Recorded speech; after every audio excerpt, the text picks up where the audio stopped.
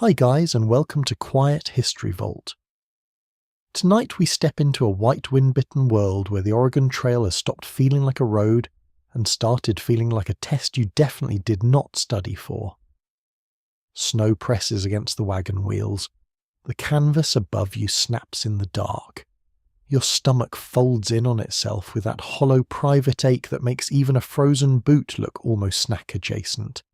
And yes, tiny reality check, you probably won't survive this, but at least you will learn something before the snow politely ruins your plans. So before you get comfortable, take a moment to like the video and subscribe, but only if you genuinely enjoy what I do here. And while you settle in, tell me where you are listening from and what the local time is where you are. I always like imagining this little campfire of history glowing in bedrooms, kitchens, and quiet corners around the world. Now dim the lights and feel the trail narrow beneath your feet. You trudge forward into winter, though forward is a generous word. The snow does not simply fall. It gathers, thickens, and waits. It softens every sound until the whole world seems wrapped in wool, except for the creak of wagon wood, the cough of tired oxen, and the low mutter of people trying not to say what everyone already knows. The food is running out. Not gone, not yet. That would almost be simpler. Instead, it is becoming mathematical. A sack of flour, a strip of bacon, a few beans rattling like pebbles in a cup. Enough to keep hope alive, but not enough to make hope look sensible. You are somewhere along the great overland route that thousands of emigrants followed in the 19th century, when families crossed more than 2,000 miles toward Oregon, California, and other western lands. That is the mainstream fact neat and schoolbook ready. But here in the cold, the tidy line on a map becomes mud, fear, hunger, and snow that does not care about anyone's destiny. By winter, the trail changes character. In summer, it is dust and heat and arguments over river crossings. In autumn, it is hurry, hurry, hurry, the season breathing down your collar. But winter is different. Winter is not a season so much as a locked door. You hear it in the camp at dusk. No one says feast anymore. No one says plenty. People say stretch, save, divide. They say tomorrow with too much softness as though the word might break if spoken plainly. Your breath fogs in front of you. It smells faintly of smoke, damp wool, unwashed bodies, and boiled desperation. A pot hangs above the fire, but the steam rising from it is thin. Too thin. Someone stirs it anyway, because stirring looks like cooking, and cooking looks like control. A child asks when supper will be ready. Nobody answers at first. That silence is the beginning of the real story. You've been hungry before, perhaps in the ordinary way. Late breakfast, missed lunch. A stomach grumble during a meeting that had the nerve to continue. This is not that. This is hunger as weather. It settles over everything. It changes the way you look at people. It changes the sound of a spoon against a tin cup. It makes memory sharp. You remember pies, roasted apples, warm bread, pork fat melting in a pan. Very rude memories, honestly. The mind has terrible timing. Around you, the wagon party has become slower, quieter. At first, hunger makes people irritable. Then it makes them careful. Later, it makes them strange. A man who once laughed loudly now saves his breath. A woman wraps and unwraps the same cloth bundle, checking food she already counted twice. Someone fingers a leather strap and wonders privately whether it might soften in a pot. There is a quirky little tidbit from trail life that feels almost absurd beside this suffering. Some emigrants carried guidebooks promising practical advice for the journey, including distances, landmarks, grazing places, and warnings. Helpful, yes, but also occasionally overconfident in the way printed advice can be. Imagine being told there is grass ahead while your ox is licking frost off a dead twig. Very inspirational. Thank you, booklet. Historians still argue whether some winter disasters on the western trails were caused mostly by bad luck, bad leadership, late starts, poor information, or the dangerous optimism that seemed to travel in every wagon alongside the bedding and frying pans. The answer, as usual, is probably an uncomfortable stew of all of them. For now you only know what your body knows. The cold has teeth, the road is vanishing, the food is shrinking. Snow gathers on hats and shoulders. It slips under collars and melts against skin, then chills again. Your socks are stiff. Your fingers ache in pulses. The wagon wheels complain whenever they move, but often they do not move at all. Drifts rise like pale walls across the trail. The oxen lower their heads into the wind rib, showing breath steaming from their nostrils. Every delay matters because delay eats food. A day trapped by weather is not a pause. It is a meal lost. 2 meals, 3, a little flour removed from the sack, a little hope removed from the heart. You begin to notice how people look at the wagons. Once they were symbols of arrival of a new farm, a new house, a future with windows facing west. Now they are boxes full of weight. Furniture, trunks, tools, keepsakes, bedding, dishes, books, clocks, mirrors. The whole stubborn museum of a life being dragged into mountains that have no interest in your grandmother's china, but that comes later. Tonight no one wants to surrender anything yet. Not the trunk, not the memory, not the illusion that this is still a journey, and not a struggle for breath. You sit near the fire. The flames are low because wood is scarce or wet, or both, which feels needlessly dramatic of nature. Sparks rise and vanish. Someone coughs behind you. Someone else whispers a prayer. A pot lid clicks. A baby fusses, then quiets. Pressed close beneath layers of cloth, the darkness beyond the wagons feels crowded. Not with animals necessarily, though wolves and coyotes sometimes haunted emigrant imaginations. It feels crowded with possibility. Snow deeper by morning, a broken axle, a sick child, another animal down, another ration cut. Your stomach clenches again. There are days without proper food ahead. Not just lean days, not just uncomfortable days, but days when the body starts bargaining with itself. It burns what it can. It slows what it must. It asks the mind to stop wasting energy on panic, which is thoughtful, though not always successful. You will feel weakness first in the legs, then in the hands, then in the thoughts which begin to wander like tired cattle. Still tonight you are not yet at the edge. You are approaching it. That may be worse, because hunger before catastrophe is full of imagination. You imagine rescue. You imagine reaching a valley. You imagine finding game. You imagine someone opening a hidden barrel of biscuits and saying, "Surprise, I forgot we had these." A beautiful fantasy, deeply unlikely. But the brain enjoys writing little comedies while the body prepares for tragedy. The snow keeps falling. It lands on the wagon canvas with a soft, steady patter, like fingers tapping for attention. You listen. Everyone listens. The sound means more weight by morning, harder walking, colder feet, less grazing, less movement, less everything. Across the camp, someone laughs once. A small laugh, dry and startled, as if they have found something funny by accident. Maybe a joke. Maybe fear wearing a crooked hat.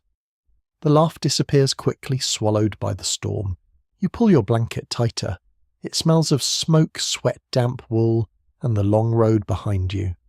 Beneath it, your stomach is empty enough to feel awake. The rest of you wants sleep, but hunger has its own lantern. It keeps watch, and as the fire settles into red coals, you understand the first cruel lesson of winter on the trail. Starvation rarely arrives like a villain at the door. It comes quietly, politely, almost reasonably. A smaller portion tonight, a delayed meal tomorrow, a promise that supplies will last if everyone is careful. Careful, such a calm word for fear. You close your eyes, but the cold remains. The trail is still beneath you, buried but present, running west somewhere under all that white. And in the dark, as the camp breathes shallowly around you, you begin to feel what happens after days without food. Not all at once. Just one snowflake, one spoonful, one silence at a time. By morning the last flower is no longer food in the ordinary sense, it is a ceremony. You watch it come out of the sack in a pale, careful cloud, not poured.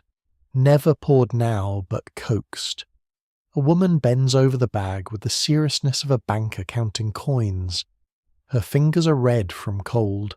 Her knuckles look too large beneath the skin. She taps the cloth once, twice, and a little drift of flour falls into the bowl. No one breathes too hard near it. That would be wasteful.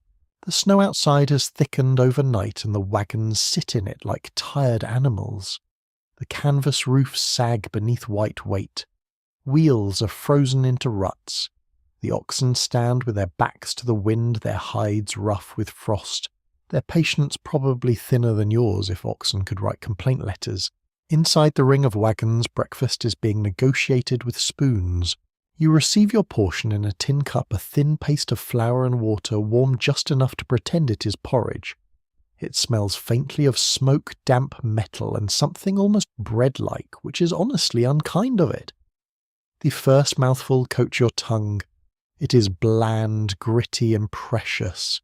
You swallow slowly because swallowing too fast feels morally wrong, when the entire meal could fit in the palm of your hand. All around you, people eat in a strange quiet. The usual scrape and chatter of camp life has gone soft. Children are watched carefully, not because they are doing anything wrong, but because hunger makes adults afraid of every crumb, every dropped bit, every impulsive little hand. On the Oregon Trail, many emigrants carried flour, bacon, coffee, sugar beans, rice-dried fruit, and hard bread among their staples, planning for months of travel across plains, rivers, deserts, and mountains. That is the simple historical fact, the kind that looks tidy in a supply list. Yet the lists never quite capture this moment when flour becomes a pale dust at the bottom of a sack, and each spoonful has to answer the terrible question of how long a family can last. You learn that rationing is not only practical, it is emotional theatre. Someone must measure, someone must witness, someone must say this is fair, someone else must think no, it is not. The portion for a grown man looks insulting. The portion for a child looks heartbreaking. The portion saved for later looks like wisdom, until later arrives wearing the same hungry face. A father takes his share and then scrapes a little back into the common bowl. No announcement, no noble speech, just a movement of the wrist. His wife sees it. She pretends not to. This is how love behaves when it is too tired for poetry. Nearby, another man argues that those who pull dig and break trail need more food. A woman answers that children cannot sleep on fairness. The fire pops between them, tiny sparks lifting into the grey air. Nobody shouts for long. Shouting spends energy. Also, shouting does not create biscuits, which is a major flaw in shouting as a strategy. There is coffee, but not much. Some families stretch it by boiling grounds again and again until the drink becomes brown memory water. A quirky trail tidbit says that some emigrants roasted substitutes when real coffee ran low, using things like parched grain peas or even roots to imitate the comfort of the cup. It was not exactly a charming cafe experience. Still, a hot bitter drink in a frozen camp can feel like civilization waving faintly from a very distant hill. You hold your cup in both hands after it is empty, stealing heat from the metal. Your fingers ache less for a moment. Your stomach, however, is not impressed.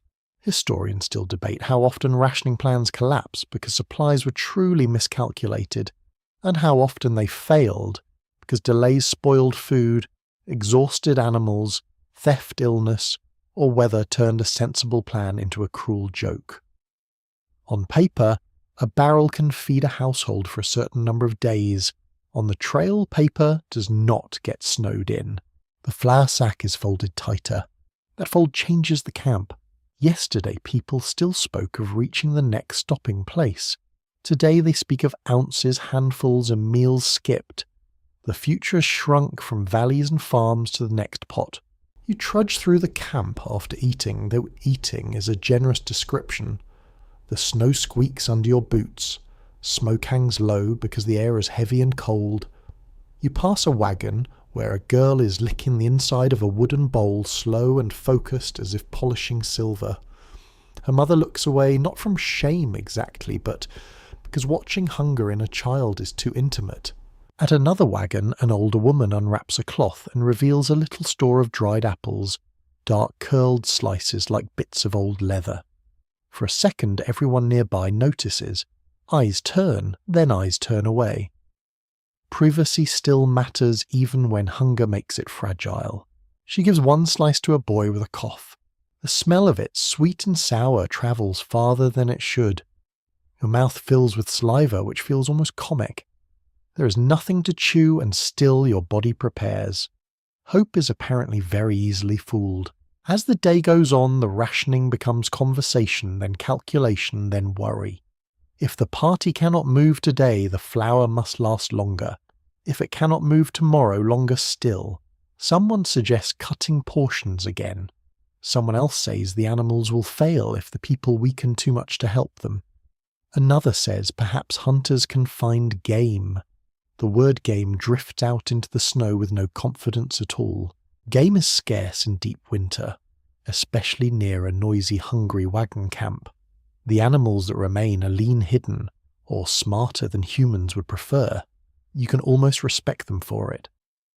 A deer standing still in the timber does not owe you supper. A young man takes a rifle and walks beyond the wagons, his coat flapping in the wind. You watch him go until the white air swallows him. For a while, people listen for a shot. No shot comes.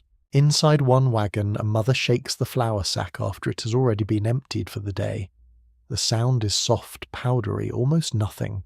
She presses her face close to the opening, perhaps to smell it, perhaps to make sure no hidden corner remains. Flour dust marks her cheek.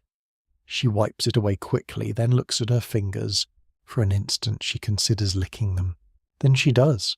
No one laughs, not even gently. By evening the camp has learned the new rhythm. Smaller fire, smaller pot, smaller voices. The second meal is thinner than the first, if that is possible.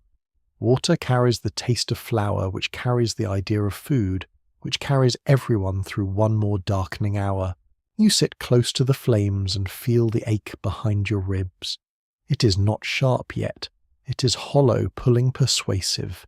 It tells you to think of bread. So naturally you think of bread. Warm loaves with split crusts.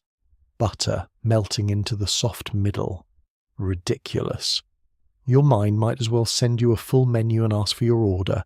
Across the fire, someone murmurs that when you reach the valley, when you finally reach warmth and stores and roofs that do not flap in the wind, you will never waste a crumb again. Everyone nods. It is the kind of promise hunger loves to hear.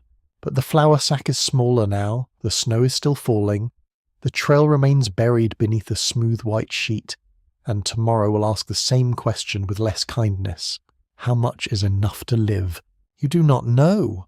You only know the spoon will be smaller. By the third day of thin meals, you begin to look at the animals differently. Not with cruelty at first. Not even with intention. Just with a longer glance than before. You notice the slope of an ox's ribs beneath its hide, the slow swing of its head, the way its breath fogs in tired bursts. You notice how often it stops, how long it stands still before being urged forward again. You notice too how quiet the camp becomes whenever one of them stumbles, because everyone is thinking the same thought and no one wants to say it first. The animals are not just companions on this journey. They are labour, motion, muscle and survival. Without them, wagons do not move. Without movement, food does not stretch. Without food, well, you already know where that sentence ends, and yet you walk past a mule that has been part of your party since the plains.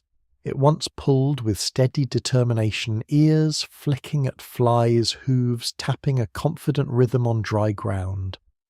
Now it stands with its head low, snow gathering along its back. Its sides rise and fall too quickly. Its eyes seem dull, or maybe that is just your imagination trying to soften the truth. A man approaches it, hand on the rope, voice low. He strokes its neck, not quite affectionately, not quite clinically. Something in between, something like apology.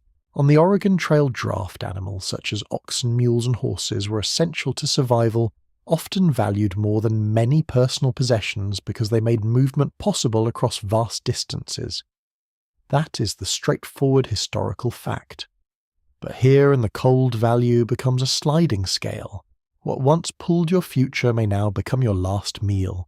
The decision does not happen all at once, it creeps in the way hunger does. First someone says the animals are not eating enough. True. The snow is buried grass, and what little forage remains is tough sparse or already scraped clean by desperate hooves. Then someone says the weakest animal will not last anyway. Also true. Then someone says quietly that if it will not last, perhaps it should be used. Used. A careful word. A word that avoids saying eaten. You feel the camp shift when that idea lands. People do not argue loudly against it. They hesitate. They look at the ground. They look at the animals. They look at each other, measuring not just hunger, but permission. A woman shakes her head, whispering that they cannot. A man replies that they must. Another says, wait one more day. Someone else says there may not be another day worth waiting for. There is a strange, almost fragile dignity to the moment. No one cheers. No one celebrates. This is not triumph. It is arithmetic. The mule stumbles again. That decides it. You're not the one holding the knife, but you're close enough to hear the sounds that follow. They are not loud. They're not dramatic. They're quick, purposeful, and heavy, with the understanding that this act is both salvation and loss. You turn your face away at first. Not out of disgust exactly, but out of respect. Or maybe fear of seeing too clearly what hunger can make ordinary people do. When you look back, the animal is no longer standing, the work has begun. The smell comes next. It is sharp, metallic, and strangely warm in the cold air. It mixes with smoke-damp wool and the faint sweetness of boiling water. Your stomach reacts instantly painfully, like a bell struck too hard. Hunger does not care about sentiment. Hunger recognizes calories. Pieces of meat are cut, divided, guarded. Nothing is wasted, not the flesh, not the organs, not the fat, not even the bones. Someone begins scraping the hide clean, already thinking ahead. Hides can be boiled, softened, chewed. They are not pleasant. They are survival. A lesser-known detail from trail life tells that in extreme situations, emigrants sometimes boiled animal hides, harnesses, or even scraps of leather to extract whatever nourishment they could. It sounds almost surreal, like something from a cautionary tale rather than real history. But hunger has a way of expanding the definition of food until it includes things you once stepped over without a thought. As the meat cooks, the camp changes again. There is a tension now sharper than before. Relief and unease sit side by side. People move quickly, efficiently. Portions are measured again, though this time with more urgency. Who gets what, how much, now or later? The questions multiply like sparks from the fire. You receive your share, small but richer than anything you have tasted in days. The meat is tough, slightly bitter, and deeply satisfying in a way that feels almost shocking. Your body reacts with a rush of warmth as if someone has lit a small fire inside your chest. For a moment you close your eyes. This is what food does. It reminds you what strength feels like. It reminds you how far you have fallen from normal. Across the fire, someone weeps quietly. Not loudly, not for attention. Just a soft, private sound. Perhaps they owned the animal. Perhaps they're thinking ahead, counting how many more animals stand between them and nothing. Historians continue to question how emigrants balanced emotional attachment to their animals with the harsh necessity of survival. Were these decisions purely practical? Or did they fracture something deeper within the people making them? The records suggest both, though the silence between lines often says more than the words themselves. Night falls again, and the wind picks up brushing snow against the wagons in long whispering strokes. The fire burns a little brighter tonight, fed by scraps of wood and a fragile sense of temporary relief. But the arithmetic has changed. You now know that the animals are part of the equation. There are fewer of them than there were yesterday. There will be fewer still tomorrow. Each one represents miles you may never travel, strength you may never regain. Each one also represents another meal, another day, another thin chance of reaching something better than this frozen place. You lie down with the taste of meat still lingering on your tongue. It is not enough to fill you, but it is enough to remind your body that filling is possible. That might be the cruelest gift of all, because now you remember what you're missing. The wind hums low across the snow. Somewhere in the dark, a wagon creaks as it settles deeper into the drift. Someone coughs, then coughs again. The sound is sharper now, edged with weakness. You pull your blanket close, feeling the thinness of it, the way it barely holds back the cold. Beneath it, your stomach is quieter for the moment, but not satisfied. It waits. And as you drift towards sleep, one thought settles in with you as persistent as the snow itself. You are no longer just travelling the trail. You are consuming it. The body's a quiet accountant. It counts what you eat, what you spend, what you lose in shivering, walking, lifting, breathing, worrying. Especially worrying. Very expensive worrying. If worry could be traded for flour, the whole camp would be opening a bakery by noon. But there is no bakery. There is only morning grey and hard, with snow pressed against the wagon wheels, and ice stiffening every rope.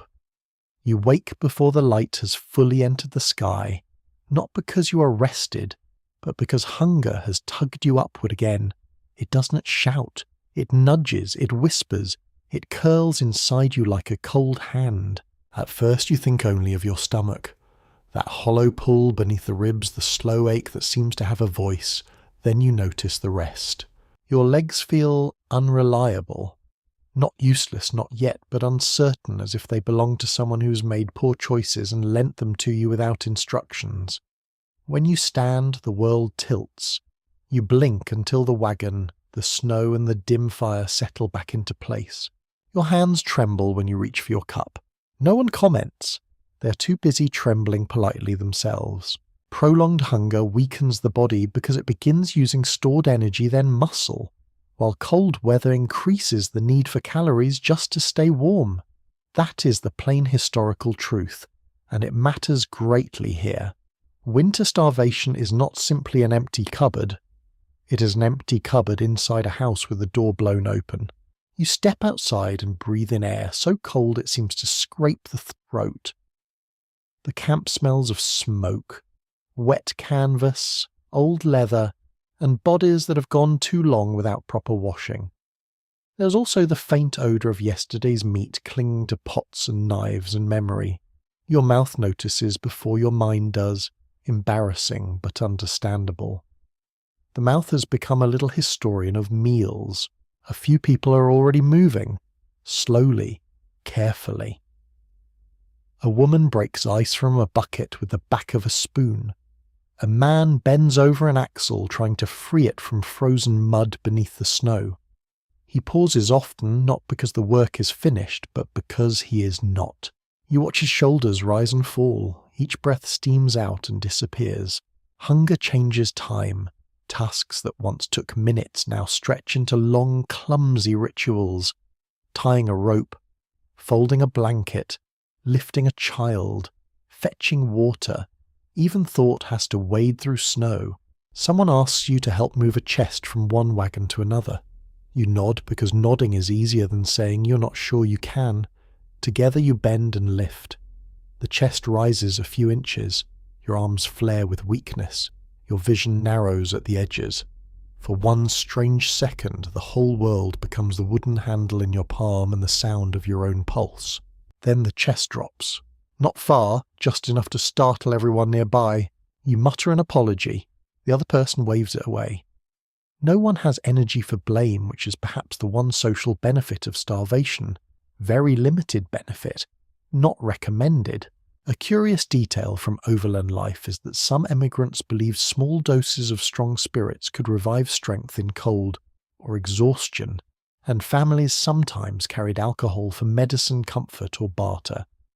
Whether it helped much is another matter. A swallow might warm the imagination, but it cannot replace bread. Still, you can understand the appeal. If a bottle promises courage, even false courage, people will listen. By mid-morning, the camp moves like a clock losing power. A child sits beside a wagon wheel, too tired to complain. An older man stares into the fire long after his cup is empty. Two women work together over a pot, speaking in low voices, their movements practiced but slow. Steam rises between them and disappears into the white air. You feel yourself growing quieter too. Hunger first sharpens the senses. Every smell matters, every scrap matters, Every mention of food feels like a bell. But after a while, the sharpness dulls. You drift. You forget why you crossed the camp. You stand holding a strip of cloth, unsure whether you meant to tie it, fold it, or put it in the pot. Hopefully not the pot. Though at this point the pot has seen some ambitious suggestions. A man nearby starts telling a story from home, something about a harvest supper, roast meat, pickles, biscuits, pies lined along a table. Several people groan softly, not in anger exactly, but in protest. He stops, ashamed. Food memories are dangerous now. They fill the mind, but not the body. Some researchers have asked whether the psychological effects of starvation on winter emigrants were underreported because survivors later preferred to describe actions rather than confusion, fear, or mental fog. Diaries often mention weather miles, deaths, and provisions. They do not always explain what it felt like when thought itself became thin. Perhaps the writers did not have the words. Perhaps they did not want them. You begin to understand why. There is something humiliating about weakness. Not the dramatic kind where one collapses gracefully into someone's arms like a tragic painting. No, this is ordinary weakness. Dropping things, forgetting things, snapping at someone and then feeling too tired to apologize properly. Sitting down and pretending it was a choice. The cold makes everything worse because shivering is work. Your body burns energy trying to keep you alive and you resent it, which is unfair. The body's doing its best. It is just doing it with a budget that would make any accountant weep. By afternoon, the sky lowers into a flat sheet of grey. Snow begins again, small flakes at first, then thicker. You help brush it from the wagon canvas, because if it piles too high, the weight may tear the fabric or bend the bows. Your arms ache after only a few strokes. The world narrows to touch. The sting of snow on your cheeks, the rough handle of a broom, the burn in your shoulders, the numbness in your toes, the raw place where your boot rubs your heel, the dry crack at the corner of your mouth, the faint warmth beneath your coat where your heart keeps working stubborn as ever. Someone calls for help with an ox that has slipped. Several people gather. You stand among them, all of you, breathing steam, all of you calculating silently how much strength can be spared. The animal struggles, eyes, rolling legs sliding under it. Men push, women tug at ropes. A boy cries out encouragement as though enthusiasm weighs something. At last the ox rises. No one cheers loudly, but a ripple moves through the group, a tired relief. One more animal standing, one more chance not lost. You lean against the wagon afterward, dizzy again. The snow touches your face like cold ash. For a moment you are aware of your own heartbeat in a way you have never been before. It seems small, faithful, overworked. Evening brings another ration smaller than memory wants and larger than fear expected. You eat slowly. The food warms your throat, then vanishes into the vast silence of your stomach. It is like dropping a pebble into a well and waiting for a splash that never comes. Around the fire, faces glow and fade as flames shift. Cheeks look hollow. Eyes look too large. Voices come softer now, with longer pauses between words. A woman hums to a child, not quite a song, more a thread of sound. It weaves through the camp, gentle and thin. You listen. You are learning that starvation is not only pain, it is subtraction. A little strength gone, a little patience gone, a little warmth, a little pride, a little trust in tomorrow. Yet something remains, and because it remains, you stand again when morning comes. For now you lie down beneath your smoky blanket and feel the cold gather around the edges. Your body curls inward, saving heat, saving breath, saving you. Outside the snow keeps falling with terrible calm. Inside your heart keeps counting. By the next morning the wagons look less like homes on wheels and more like stubborn cupboards full of trouble. Snow has climbed around them in soft shining banks. The wheels are half buried. The canvas covers sag. Every box trunk, barrel, pan blanket and chair inside them seems to have gained weight during the night, as if the cold has crept in and filled each object with stone. You stand beside one wagon while its owner climbs inside and begins handing things down. At first it is practical. A broken chair, extra boards, a cracked crate, a spare iron part that no one can quite identify, but everyone has been dragging across a continent out of pure ancestral optimism. Down it comes, landing in the snow with a dull thud. Then the choices become harder. A mirror wrapped in cloth, a stack of books, a small table with one leg repaired twice, a feather mattress damp at the edges but still soft enough to remember comfort, a box of dishes that once waited for a future kitchen in Oregon where sunlight would fall through a clean window and everything would finally be worth it. Now the trail asks for payment. Many immigrant families on the overland routes discarded possessions along the way when animals weakened or terrain grew difficult, leaving furniture tools, heirlooms and household goods beside the road. It is a familiar historical detail, almost picturesque from a distance. But up close in winter, abandonment is not picturesque. It is a quiet dismantling of the life people thought they were carrying west. A woman holds a blue china plate in both hands. It has a tiny crack near the rim. She turns it once, rubbing her thumb over the glaze. You can tell she remembers where it came from. Maybe a mother, maybe a wedding, maybe a cupboard in a house that no longer belongs to anyone here. Someone says it is only a plate. Nobody believes that. She sets it down carefully in the snow as though placing it on a table for guests who will never arrive. The sound of unloading travels through camp. Wood scraping, metal clanging, cloth flapping. A trunk lid slamming shut. Voices low, clipped, strained. Every family begins the same conversation in different words. What must go? What can stay? What is useful? What is memory pretending to be useful? You help lift a chest from a wagon and nearly drop it because your arms have not forgiven yesterday. Inside are clothes, letters, a few keepsakes and a Bible wrapped in linen. The owner opens it. Removes. The Bible, hesitates over the letters, then puts the letters inside his coat. The chest itself is left behind. There is an odd little detail from trail accounts that discarded goods sometimes created accidental roadside marketplaces. Later travellers might pick through abandoned piles for usable items, while broken furniture, stoves and books marked the route like a strange museum of regret. Imagine following a trail of cast-off parlour chairs into the wilderness. History can be very dramatic, but also weirdly domestic. Here, though, no later traveller is in sight. Only snow, only the grey sky, only your party trying to lighten wagons that may still not move. The emotional arithmetic is cruel. A sack of flour weighs something, so it stays. A skillet weighs something, but it cooks, so it probably stays. A shawl warms, so it stays.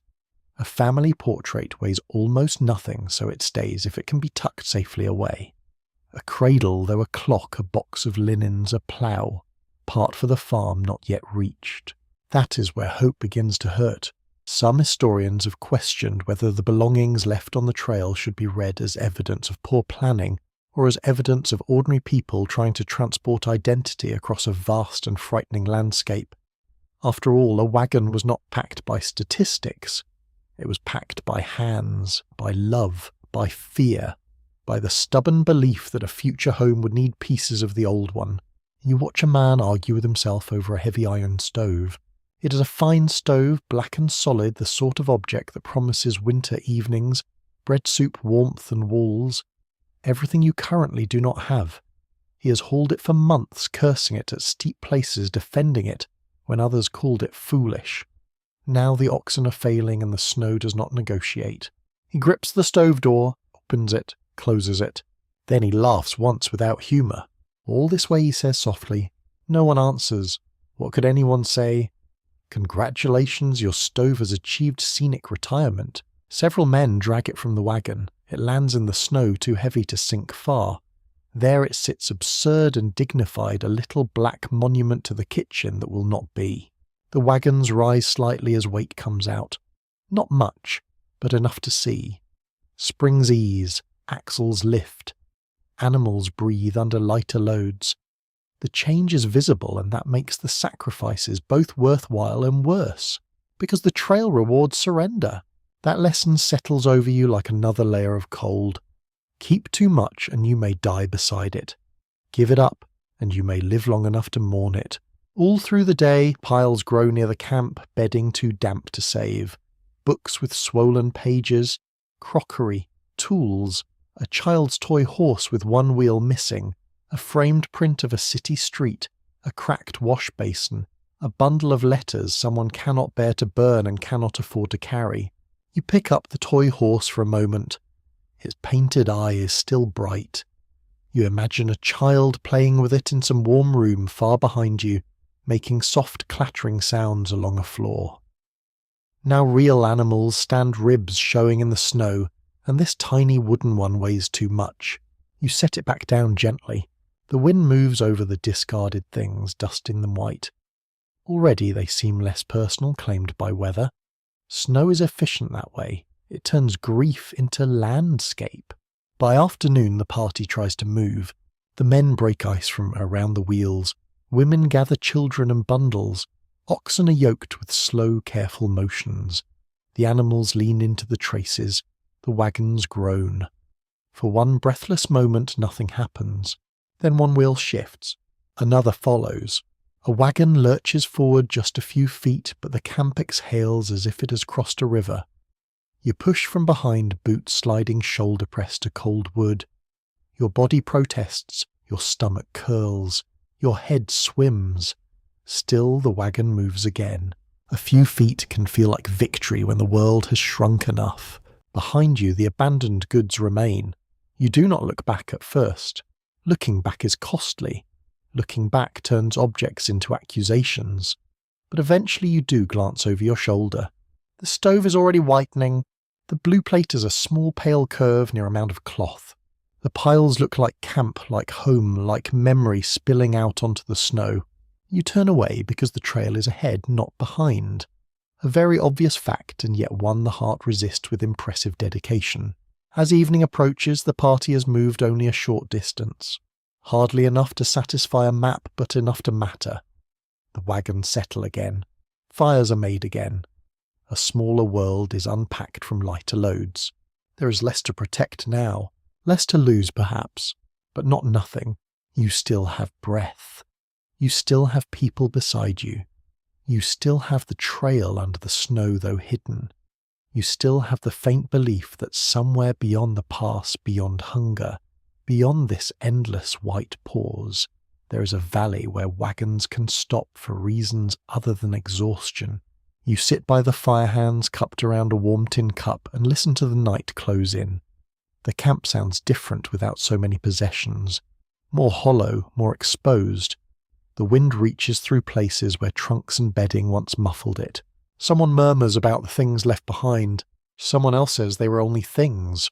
This time no one answers. The snow falls softly over the abandoned road, covering the old life one quiet inch at a time, while the lighter wagons wait in the dark like survivors who have paid dearly for one more chance to move. The campfire becomes the centre of the world because everything beyond its glow feels too large to bear. You come to its slowly, feet dragging through snow that has crusted on top and softened beneath a very rude combination, honestly. Each step breaks with a small crunch, then sinks. Your legs complain, but they have become less persuasive lately. Everyone's body is filing complaints. No one has the strength to process them. The fire is low, fed by damp sticks, broken crate wood, and whatever can be spared from the wreckage of former plans. Smoke crawls sideways in the wind, stinging your eyes. It smells of pine-wet ash, old cloth, and the faint bitterness of scorched food. Around it, people gather close enough that knees nearly touch, close enough to steal warmth from one another without admitting it. This is where decisions happen now. Not grand decisions, not the kind made in polished rooms by men with maps and excellent waistcoats. These are smaller and heavier. Who gets the next spoonful? Who is too weak to walk? Whether the party waits for a storm to pass or pushes forward while it still has legs beneath it. Whether someone should go ahead for help. Whether there is even help to find. The Oregon Trail was not a single narrow road. but a network of routes cut-offs, campsites, river crossings, and mountain approaches used by hundreds of thousands of migrants across the 19th century. That is the solid historical frame. Yet at night, beside this mean little fire, the trail is not a network. It is a ring of frightened faces lit by coals. Someone passes a cup. Not full, never full now. A mouthful of weak coffee or something pretending to be coffee with touching confidence. You drink and taste smoke-old grounds, tin and warmth. Mostly warmth. The cup moves on. Across from you, a man opens his coat and removes a small cloth packet. Everyone notices immediately because hunger has turned the camp into a theatre of tiny motions. He unfolds it to reveal a handful of dried beans. Not many. Perhaps enough to thicken a pot. Perhaps enough to cause an argument. He says he found them in the seam of a sack. Nobody asks whether he truly found them. A bargain begins. Beans for help repairing a wheel. Beans for a share of remaining salt. Beans for a promise. Promises are cheap, of course, but in desperate weather, they sometimes gain value simply because people need to believe speech still binds the world together. A woman offers a pair of wool stockings for a strip of meat saved from yesterday. The stockings are patched but dry. Dry things are treasure. A man offers a pocket knife for coffee. Another offers tobacco, which produces more interest than seems reasonable until you remember that comfort like food has become scarce. Here is one of those small human details that rarely makes it into heroic paintings. Tobacco, tea, coffee needles, pins and bits of thread could become powerful trade goods in travelling camps. A needle might hold a shoe together, a pinch of tobacco might steady a man's nerves. A cup of coffee might make the morning seem temporarily less like a personal insult from the universe. You sit with your hands stretched toward the fire palms, burning back, freezing. There is no comfortable position, only a rotating schedule of discomforts. Front too hot, back too cold, feet numb, eyes watering, stomach empty. Wonderful little vacation. Then the rumours begin. They move softly at first, like sparks lifting from the coals. Someone heard that a settlement lies only a few days ahead if the pass can be crossed. Someone else heard it is much farther. A hunter saw tracks. A boy saw smoke. A woman says she dreamed of voices calling from the trees. Nobody laughs. Dreams have entered the evidence pile, which is how you know things are going extremely well. You listen, and you want to believe every hopeful thing. Hunger makes belief feel practical. If rescue is close, you can bear a smaller ration. If the pass opens, you can stand one more morning. If someone knows the right way, then this suffering has a direction. But every hopeful rumour has a shadow. What if the smoke was cloud? What if the tracks were old? What if the settlement is beyond a wall of snow? What if the people ahead are hungry too? Researchers still dispute how much rumour influenced decisions in trapped emigrant parties, especially when maps were vague. Guides disagreed, and exhaustion made every report difficult to verify. A confident voice by a fire could move a group almost as powerfully as a compass, and sometimes with less accuracy. Not ideal really, but very human.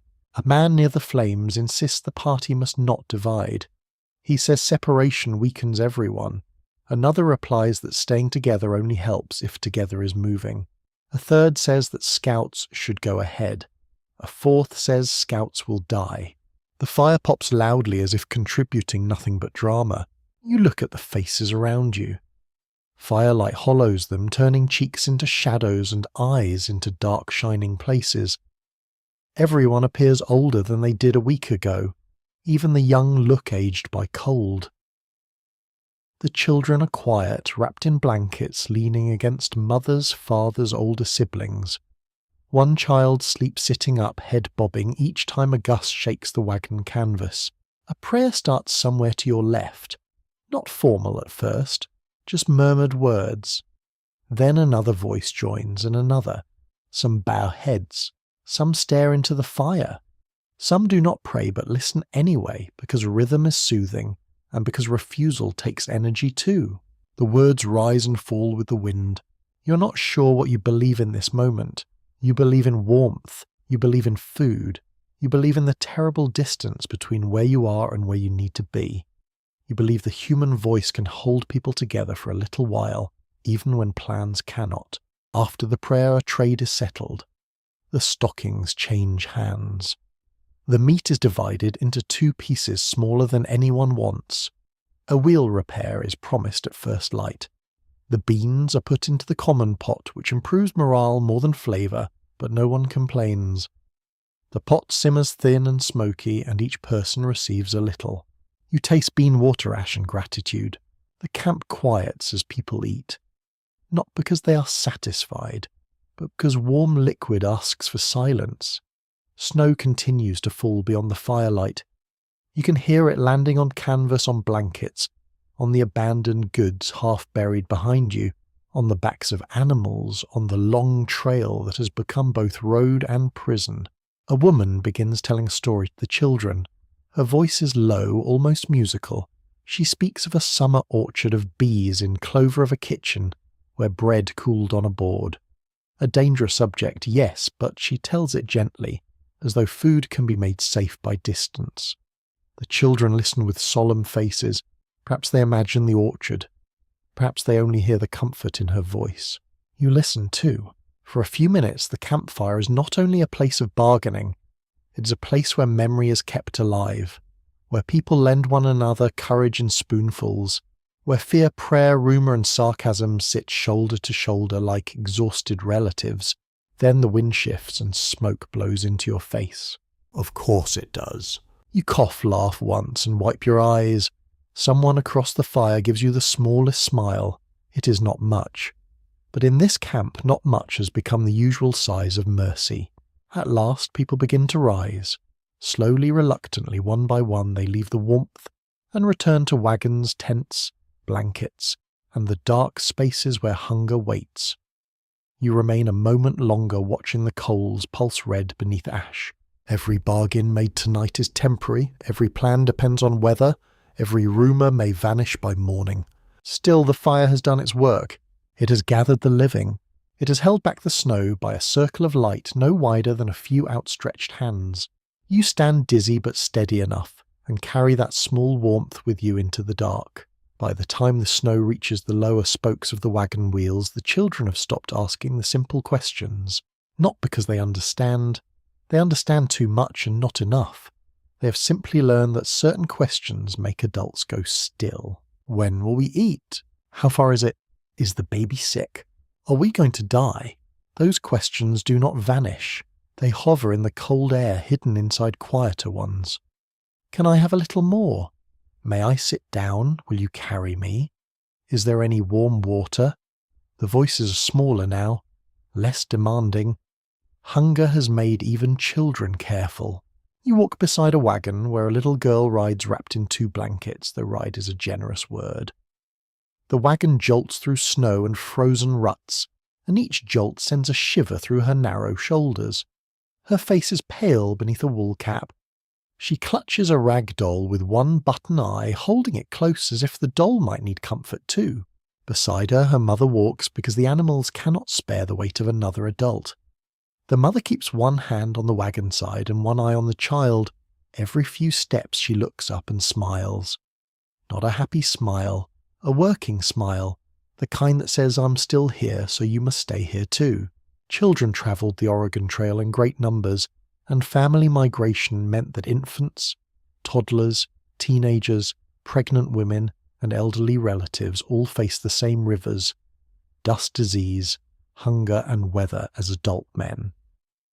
That is an important historical fact because the trail was not only a line of bold pioneers in wide hats, it was also lullabies in wagons, small shoes in mud, and mothers trying to make starvation sound like supper is simply running late.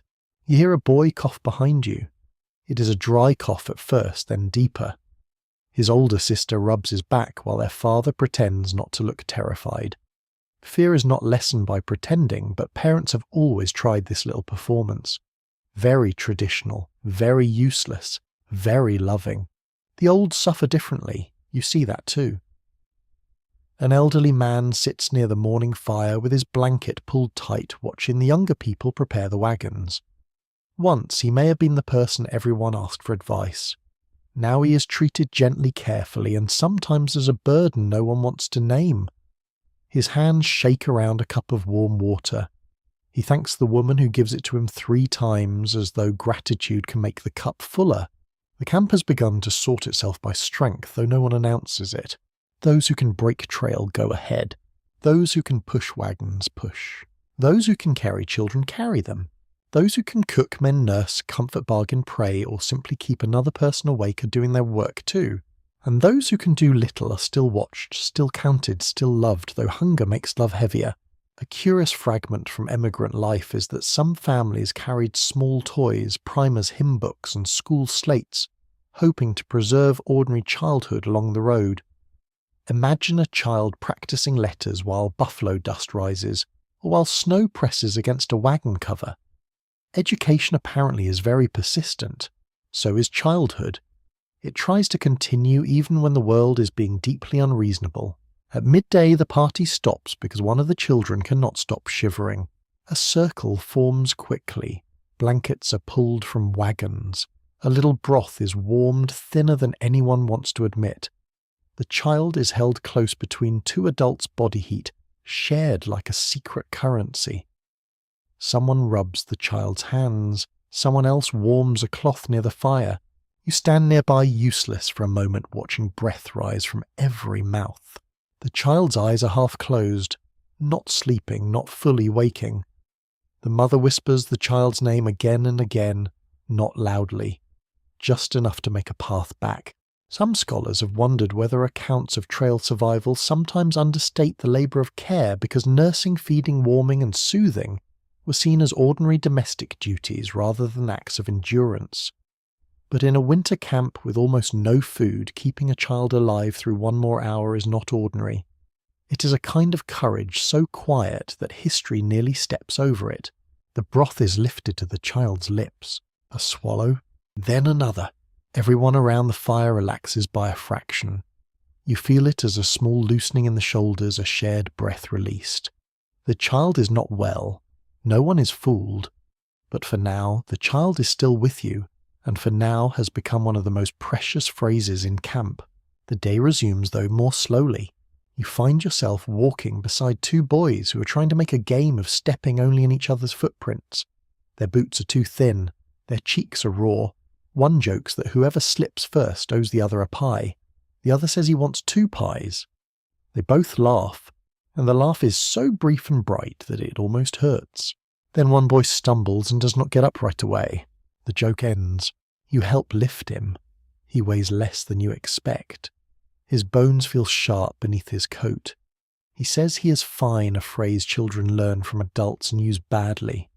His lips are bluish. You give him your arm and walk at his pace. The snow makes every sound close.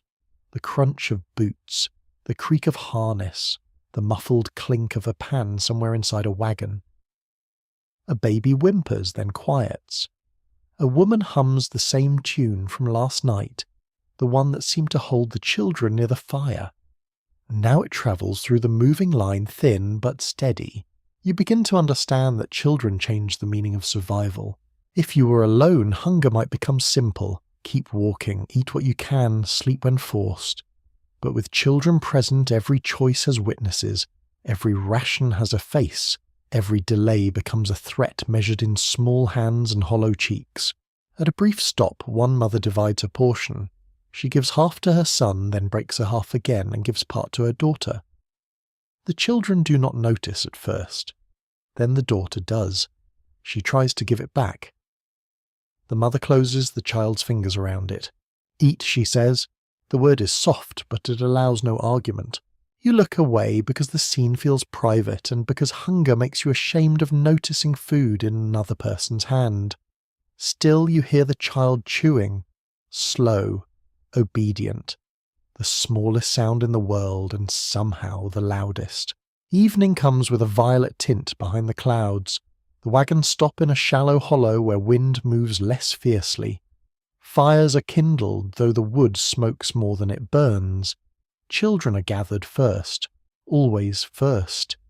They are placed near the warmth, wrapped, fed, checked, whispered over. The older people settle more slowly, joints stiff, faces drawn.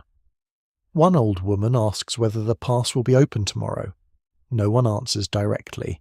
Someone says the weather may ease. Someone else says the scouts might know more soon. Hope is portioned out as carefully as flour. You sit near the edge of the firelight and listen to the little sounds of survival. A mother blowing on a spoon, a child murmuring in sleep, a grandfather telling a story that wanders because he is tired, someone mending a mitten by feel because the light is poor. The thread flashes once in the fire glow, then vanishes into cloth. Above you the sky clears for a moment. Stars appear cold and sharp, unbelievably distant. A child points at them and asks if Oregon has the same stars. An adult says yes, the same stars, just seen from somewhere safer. It is a good answer. Maybe not fully true in the way astronomers would fuss over, but emotionally correct, and tonight that is close enough.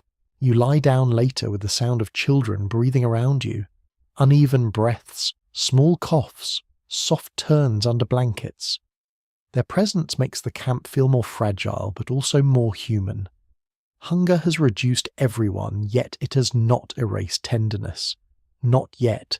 The snow outside glows faintly under starlight, and in the dark you understand that the trail is not only testing who can walk, it is testing who can care while starving, who can give warmth when cold, who can break a ration and still call it love. The children sleep. The adults listen to make sure they keep sleeping. The pass does not look like a place. It looks like a refusal. You come toward it through pale timber and rising ground, following what should be a route, though the word route feels generous now. The trail is hidden under snow that has drifted smooth over rocks, roots, ruts, and whatever poor decisions brought everyone here. The oxen strain forward, heads low, the wagons groan behind them. Every wheel turn sounds like an argument with the mountain. Above you the slope rises into whiteness. There should be a way through. People have crossed mountains before. Men with maps have said so. Travellers have spoken of passes, gaps, ridgelines, valleys beyond. A pass sounds almost friendly, does it not? A little opening, a doorway, a place where the land allows you to continue. This one does not feel like a doorway. It feels like a wall that learned to wear snow. The Sierra Nevada and the Cascade Ranges were among the most dangerous late-season obstacles for westward emigrants, especially when parties reached them after autumn storms had begun. That fact sits heavily over the camp because timing has become more powerful than intention. A family may be brave, prepared, faithful and hard-working, and still arrive 3 weeks too late. Nature very rudely does not offer refunds. You watch men probe the snow with poles. The poles vanish almost to the hand in places. Someone steps off what seems like firm ground and sinks to the thigh. He curses softly, then laughs because anger is warmer than fear for about 2 seconds. The party halts. No one wants to halt. Stopping means hunger. Stopping means the flour drops another measure, the meat shrinks another strip. The animals lose another day of strength. But pushing into snow too deep for wagons may mean broken axles, lost animals, frozen feet, and bodies too exhausted to turn back. Turn back. The words pass through the camp like cold smoke. Back to what behind you are the miles already paid for with hunger. Dead animals, abandoned goods and graves under shallow snow. Ahead is the pass. Beyond it, people insist lies lower ground, perhaps help. Perhaps a valley where winter loosens its fist. So the mountain becomes a judge. You stand near a wagon while the leaders confer. Their voices are low, but everyone listens. One says the snow may crust enough to travel if the nights stay hard. Another says the next storm will bury the route entirely. A third thinks a small party should go ahead with packs and return with news. Someone else says anyone sent ahead may never return. The wind moves through the trees, shaking loose clumps of snow that fall with soft thuds. A strange little detail from mountain travel is that emigrants sometimes used improvised snowshoes, rawhide wrappings, or broad pieces of wood to spread their weight in deep snow. They were not elegant. No one was gliding gracefully like a winter postcard. Picture tired people lashing awkward contraptions to their feet and hoping not to face plant into a drift. History is rarely as dignified as paintings suggest, if you try it. The result is mixed, which is a polite way to say there is a great deal of stumbling. Still, stumbling forward is better than sinking straight down, and so hope attaches itself to these clumsy devices. Men cut branches, strip leather bind frames, adjust knots with numb fingers. Women watch repair torn mittens, heat water, guard the remaining food. Children stare at the white slope as if it might explain itself. It does not. By afternoon, a scouting group moves ahead. You are among those who follow partway, helping carry a coil of rope, a small axe, and a pouch of food so light it feels insulting. The snow brightens under a dull sky, forcing your eyes to narrow. Every breath burns. Sweat gathers under your clothes despite the cold, then chills when you pause. This is one of winter's nastier tricks, making work feel hot and rest feel dangerous. The trail rises. Your feet sink. Your thighs ache. Your stomach twists around the little you have eaten. Behind you the wagons grow smaller, dark shapes clustered in white. Smoke from the campfires climbs slowly, then flattens in the wind. Ahead the scouts move like figures in a dream. At one point the snow gives way beneath a man near the front. He drops suddenly, arms flung wide, vanishing to the chest. Everyone freezes. Then he shouts that he is alive, which is kind of him to clarify. Two men crawl toward him with a rope, spreading their weight, and haul him out. He emerges covered in powder, shaking, furious, embarrassed, and very much still breathing. A modest victory. No one laughs until he does. Even then, the laughter is brief. The pass above remains silent. Modern researchers have asked to what extent late-season trail disasters were shaped by unreliable reports about mountain conditions. Some guidebooks and returning travellers described routes in ways that made them seem manageable, but snow depth could change the meaning of every mile. A pass that was difficult in September might become nearly impossible in November. A shortcut could become a trap with excellent branding. You stop at a ridge where the scouts can see a little farther. A little is enough. The way ahead is buried. Drifts fill the hollows. The trees are loaded with snow. The route, if it still exists, has disappeared into an unbroken white rise. There is no clear wagon road, no exposed ground, no easy descent gleaming beyond the crest. Only more winter. The group stands without speaking. The silence feels physical, like another weight in the pack. One man insists it can be done if the wagons are unloaded further. Another says only people on foot might cross. Someone else says the animals will never manage it. You feel the old arithmetic return sharper now. Wagons or lives, supplies or speed, stay together or divide, wait or risk, every option has teeth. The wind blows snow across your boots. You look back toward camp and imagine the faces waiting there. Children near smoky fires, older people wrapped in blankets, women counting scraps, men pretending not to limp, everyone hoping the scouts will return with a sentence that begins, "We found a way." But the sentence forming in your mind is different. Not yet. Maybe never with wagons. When you descend, the trip back feels longer. The snow grips your legs. Hunger makes your thoughts slow and oddly bright, as if each fear has been polished. You notice small things. A broken twig, a red stain of bark where a branch has been stripped, the hollow print of a boot already filling with powder. Camp appears at last dim through falling snow. People rise as you approach. No one asks at first. They read the answer in the way the scouts move, in the lack of urgency and the faces turned slightly away. Then someone says, "How far?" A scout shakes his head. The camp absorbs it. Not with cries, not immediately, more like a body absorbing a blow. Shoulders lower, eyes close. A woman presses her fingers to her mouth. A child asks what happened, and no one answers quickly enough. That evening the fires burn low again. The pass has refused you, at least for now, and the camp must decide what kind of waiting can still be called survival. You sit near the edge of the light, looking toward the dark outline of the mountains. They are hidden now, but you know they are there. Huge, cold, patient. They do not hate you. That might be worse. Hatred would at least feel personal. The mountains simply exist, and your hunger fear plans and prayers are all very small before them.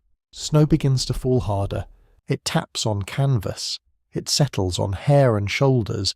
It covers the day's footprints, erasing even the scout's attempt to know the way. Somewhere nearby, a mother tells a child that tomorrow may be clearer.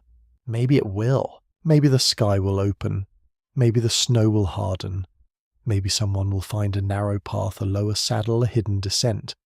Human beings are extremely good at placing candles in the smallest cracks of darkness. You hold one of those candles now, though your hands are cold and your stomach is empty. The past has refused you today, but morning has not yet spoken. Rescue begins as a sound that is not there. You listen for it anyway. All morning the camp holds itself in a strange half-silence, as though help might be frightened away by ordinary noise. People speak softly. Pots are set down carefully. Even the animals seem quieter, though that may be weakness rather than courtesy. Snow muffles everything, wrapping the wagons, the trees, the half-buried possessions, and the narrow spaces between people in a thick white hush. You stand near the edge of camp, facing the direction everyone keeps glancing toward.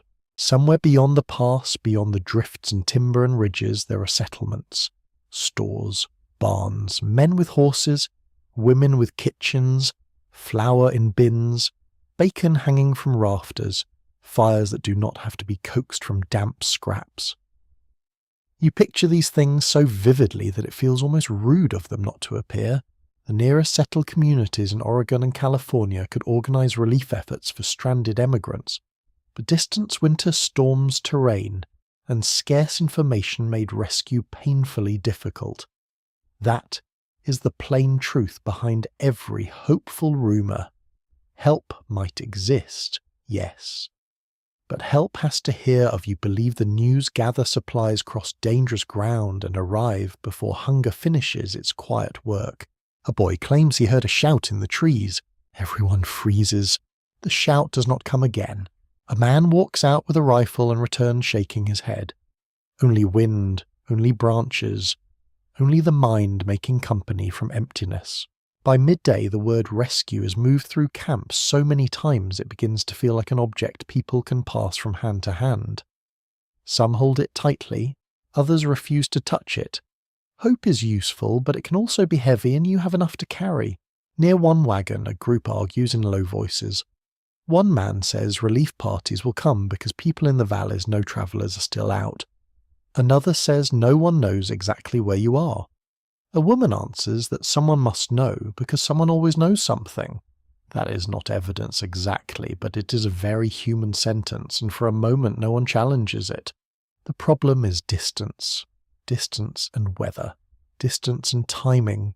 Distance and the miserable fact that the world does not automatically become smaller just because you are starving. A curious detail from Western migration is that news of stranded parties often travelled by a chain of exhausted messengers passing through trading posts, ranches, forts, settlements, and sometimes newspaper offices. In other words, survival might depend on one cold, hungry person reaching another person and saying the right names in the right place before the story blurred into rumour. History apparently has always had a delivery problem. You imagine the settlements beyond the mountains. Someone bursts through a door, snow on his coat, eyes wild, saying there are families trapped. People look up from supper, chairs scrape, questions begin. How many? Where? How long are their children? What supplies do they need? Who will go? Then the harder questions follow. Who can leave their own family in winter? Who has animals strong enough? Who knows the route? Who is willing to risk dying for strangers? Those questions do not make rescue less noble, they make it real. Back in camp, reality has very cold fingers. A pot of broth is shared. It is thinner than yesterday. You drink slowly, letting it warm the mouth before it vanishes. The flavour is mostly smoke salt memory and wishful thinking. Still it is warm. Warmth has become a kind of food. A scout party is discussed again. Not to cross fully, perhaps, but to push far enough to meet help if help is coming. The idea troubles everyone because sending people out means giving them food from the common store. It means reducing the strength of those who remain. It means choosing the strongest to leave and the weakest to wait. Waiting sounds passive. It is not. Waiting while hungry is work. It takes discipline not to eat tomorrow's portion today. It takes courage not to walk blindly into the snow. It takes a kind of grim imagination to keep believing that unseen people are moving toward you from the other side of the world. Some historians have suggested that rescue narratives often focus on the heroism of those who came in, while giving less attention to the emotional endurance of those who stayed behind. Yet the waiting camp is its own ordeal. It has no stirring march, no dramatic ridge, no triumphant shout. It has a spoon, a blanket, a child's fever, and another night. Afternoon fades without news. The sky presses low. Snow falls in fine grains, almost like flour, which is frankly unnecessary of it. You watch it collect on your sleeve and think of the real flour sack folded smaller each day. Nature is not above visual sarcasm. A woman near the fire begins sorting scraps into 3 piles. Food for now, food for tomorrow, food for those who may go ahead. Her face is steady, but her hands move with the care of someone handling sacred things. A child reaches toward one pile, then stops before touching it. That small restraint seems older than the child should be. At the edge of camp, 2 men return from checking the animals. One ox is failing, another has stopped eating. The report passes through the group quietly. No one needs to explain what it means. Animals are movement, and movement is rescue in another form. If help does not come to you, you must still be able to go toward it. Evening arrives early under the clouds. Fires are lit. Smoke drifts low and blue. Faces gather again in the glow. Someone says that relief may come tomorrow. Someone else says the weather might break. A third mentions a dream in which bells rang beyond the trees. No one mocks the dream. At this point, a dream with bells has roughly the same paperwork as a map. You listen to all of it and you feel 2 truths living uneasily together. Help may be coming, help may not arrive. Both are possible. Both shape the way people breathe. A father tells his children that there are good people beyond the mountains. People with horses, blankets, bread. He says this with such careful confidence that you know he is speaking to himself as much as to them. One child asks if the good people know their names. The father pauses. They will, he says. It is a beautiful answer, also a desperate one. Night settles. The camp shrinks into small islands of firelight. Beyond them the snow glows faintly and the trees stand black and still. You lie under your blanket, listening again. Wind, canvas, a cough, a mule shifting its weight. No bells, no voices, no rescuers calling through the dark. Not yet. Still the idea of rescue remains beside you like a faint ember under ash. You cannot warm your hands on it. You cannot eat it. But it changes the shape of the night. It gives the darkness an opposite. Somewhere perhaps someone is hearing of you. Somewhere perhaps boots are being pulled on packs. Filled animals, saddled flour measured into sacks by hands that are not yet shaking with hunger. Somewhere perhaps your suffering has become a message moving through snow. You close your eyes and hold that thought gently because hope is fragile when the body's empty. Grip it too hard and it breaks. Let it go entirely and the cold comes closer, so you keep it near, not as certainty, as a small sound you cannot hear yet coming slowly through the storm. Trust thins before it breaks. You can feel it in the way people look at one another across the fire, not with hatred, not yet. More with measuring. A glance at a coat pocket held too close. A glance at a pot stirred behind a wagon. A glance at a family that still seems to have enough strength to argue. Hunger turns every small difference into a question. How much food do they have? Why are they not as weak as the rest? Did they save something? Did they hide something? You dislike these thoughts when they come to you. They feel mean, almost dirty. But they come anyway, quiet as mice slipping under the door of the mind. Starvation does not make everyone cruel, but it does make suspicion easier. It makes generosity feel risky. It makes privacy look like guilt. Morning opens pale and windless, which somehow makes the cold sharper. The camp seems exposed without the noise of storm. Wagons sit in their hollows of snow. Smoke rises straight up from little fires. People move slowly, each person wrapped in layers of cloth-wool leather and worry. Before large wagon trains set out, emigrants often organised themselves with agreed rules. Elected captains shared duties and collective decisions about travel guarding and camp order. That is the clean version of the social structure. But a starving winter camp is not a town meeting with fresh coffee and adequate chairs. It is a community under pressure, and pressure reveals every crack. The first argument begins over firewood. Not even food. Firewood. A bundle of branches dragged in yesterday has been moved. One family says they cut it. Another says it was common supply. Someone insists the branches were lying near their wagon. Someone else says near does not mean yours, which is technically true and socially unhelpful. The voices rise. Not much. Nobody has energy for a proper theatrical quarrel, but enough that children look up, enough that others stop working, enough that you feel the camp's attention tighten. Finally, an older woman settles it by taking 3 branches and placing them on one fire, 3 on another, and the rest between them. There she says, "It is not justice exactly, it is damage control wearing a shawl." A small oddity from trail life is that many wagon companies wrote constitutions or rules before leaving, sometimes with fines for refusing guard duty, careless driving, or letting animals stray. It sounds almost charmingly official, all those frontier bylaws rolling beside barrels of flour. But no rule written in spring grass can fully govern a camp starving in snow. Paper is very confident until winter asks follow-up questions. Later the food stores are counted again. This time more people insist on watching. Not because they distrust the person counting, everyone says quickly, just to be sure, just for fairness, just so no one can complain. Of course, saying no one distrusts anyone is usually the first sign that everyone is working very hard at it.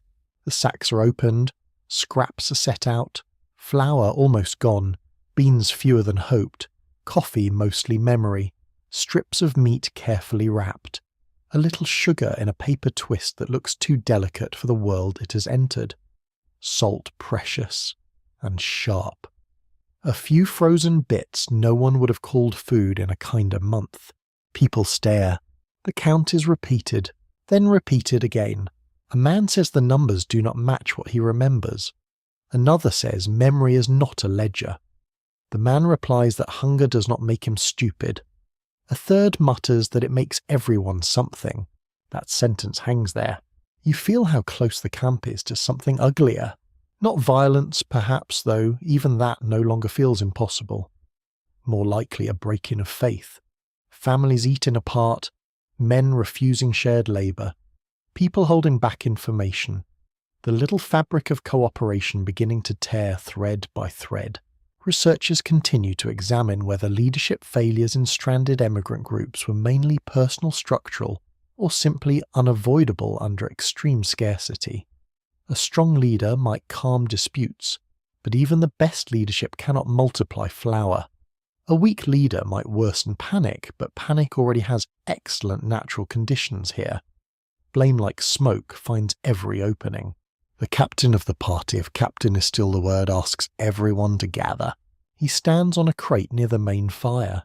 His coat hangs loose. His beard is reamed with frost. He looks exhausted, which is unfortunate because everyone wants leadership to look slightly less like it might faint. He says the rations must be cut again.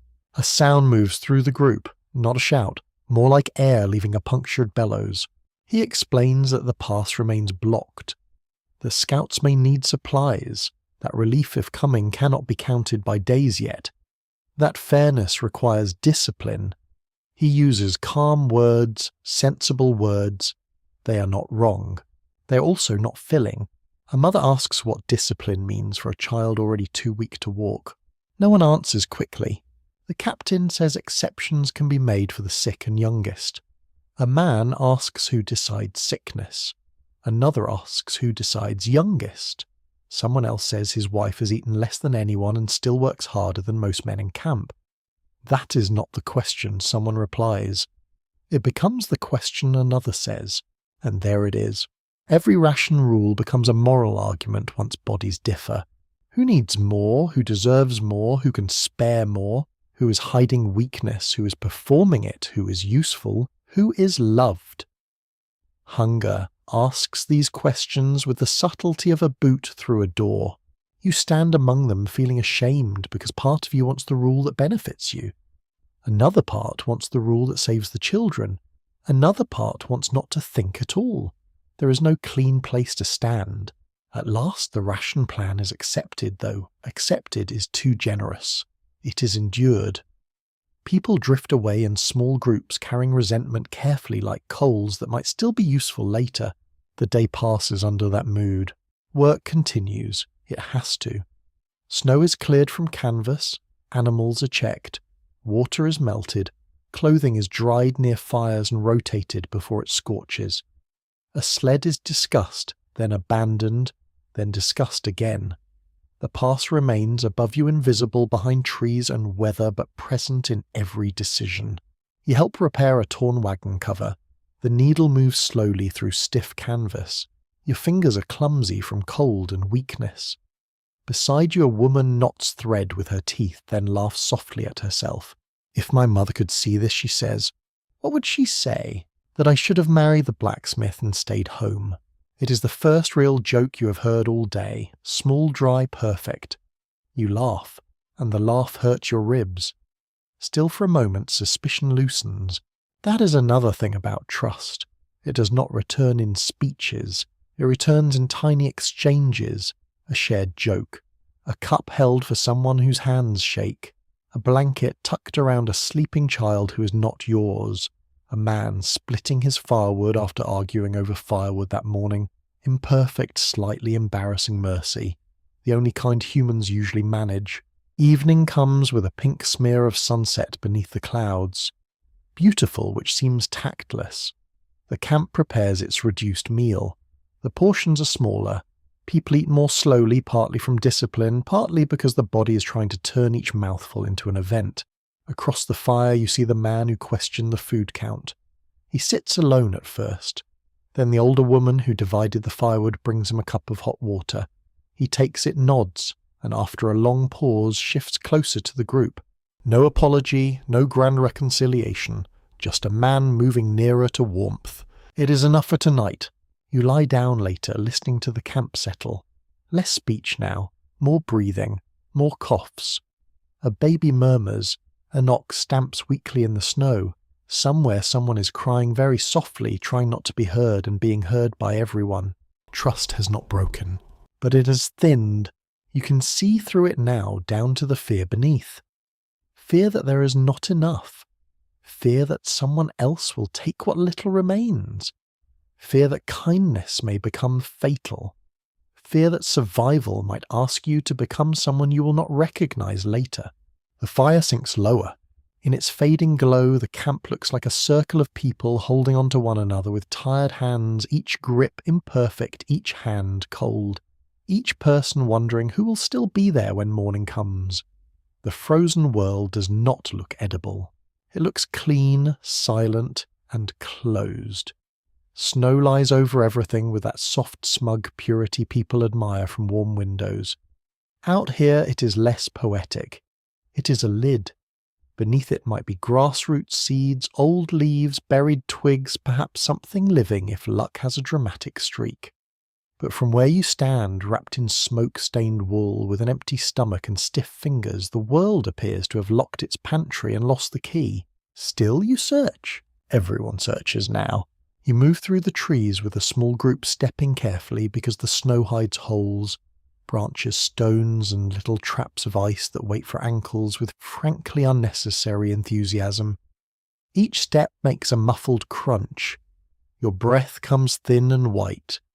The air smells of pine pitch, cold bark, damp wool, and the faint sourness of hunger on human breath. A man carries a hatchet. A woman carries a sack. You carry a sharpened stick and the unrealistic optimism of someone who has already considered chewing the stick. Winter foraging along the overland trails was difficult because deep snow covered grasses, seeds and roots, while game animals moved away from noisy camps or became hard to find in harsh weather. That plain fact matters now. The landscape may contain food, but food hidden under snow-sealed in bark or running on four legs is not exactly presenting itself with a dinner bell. The first discovery is bark, not the rough outer bark which flakes under your glove, but the inner layer beneath pale and damp when stripped. Someone says it can be boiled. Someone else says it has been done before. Another asks whether it will make people sick. Nobody knows. The hatchet bites into a young pine and the smell rises sharp and resinous, almost pleasant like a forest trying to pretend it is generous. Thin curls are shaved off and placed in the sack. You look at them and try to imagine supper. Your imagination refuses to cooperate. A lesser-known detail from frontier scarcity is that people sometimes made emergency teas or broths from bark twigs, herbs, or whatever plants they believed might offer warmth, strength, or medicinal comfort. Some were harmless, some were bitter, some were mostly wishful thinking in liquid form. But when the alternative is snow water and regret, even a cup of twig tea begins to look socially important. Farther on, the group finds rose hips clinging to a thorny bush, shriveled but still red beneath frost. They are gathered with surprising reverence. Tiny things smaller than hope should be allowed to become. The woman with the sack drops them in one by one. A few are eaten at once. Sourness explodes on the tongue so bright it almost hurts. Your mouth floods with saliva. Your body greets the sharp taste like news from a warmer planet. Then there are seeds shaken from dry stalks poking above the snow. Not many. Some fall and vanish into white powder. You crouch searching with bare fingers because gloves are too clumsy. The cold bites instantly. You find 3 seeds, maybe 4, and hold them in your palm as though they are coins. This is what the day becomes. Scraping, digging, stripping, sniffing, testing. You learn the look of anything that breaks the smoothness of snow. A dead plant head. A patch beneath a tree where the ground is thinner. Animal tracks, though most lead nowhere useful. A squirrel path across a log creates a stir of excitement, out of all proportion to squirrel size. The hunter follows it and returns empty-handed, which feels personal, though the squirrel may have had its own plans.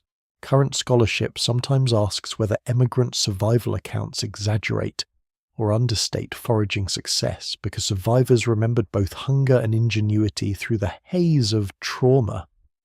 A handful of berries might loom large in memory. A failed day might vanish from the record. Either way, in this moment, the difference between something and nothing is enormous. Near midday, you find a patch of exposed ground beneath a fallen tree. Everyone kneels. The soil is hard but not fully frozen. You pry at it with sticks and the hatchet edge. Roots appear thin and tangled, smelling of earth so rich and dark that the scent alone makes your head swim. Earth smell means hidden life. It means dampness. Rot spring worms' growth. It means the world has not entirely become white silence. The roots are gathered, though no one is sure what they are. That uncertainty matters. Some plants can feed, some can sicken. Hunger encourages boldness, but sickness is a luxury no one can afford.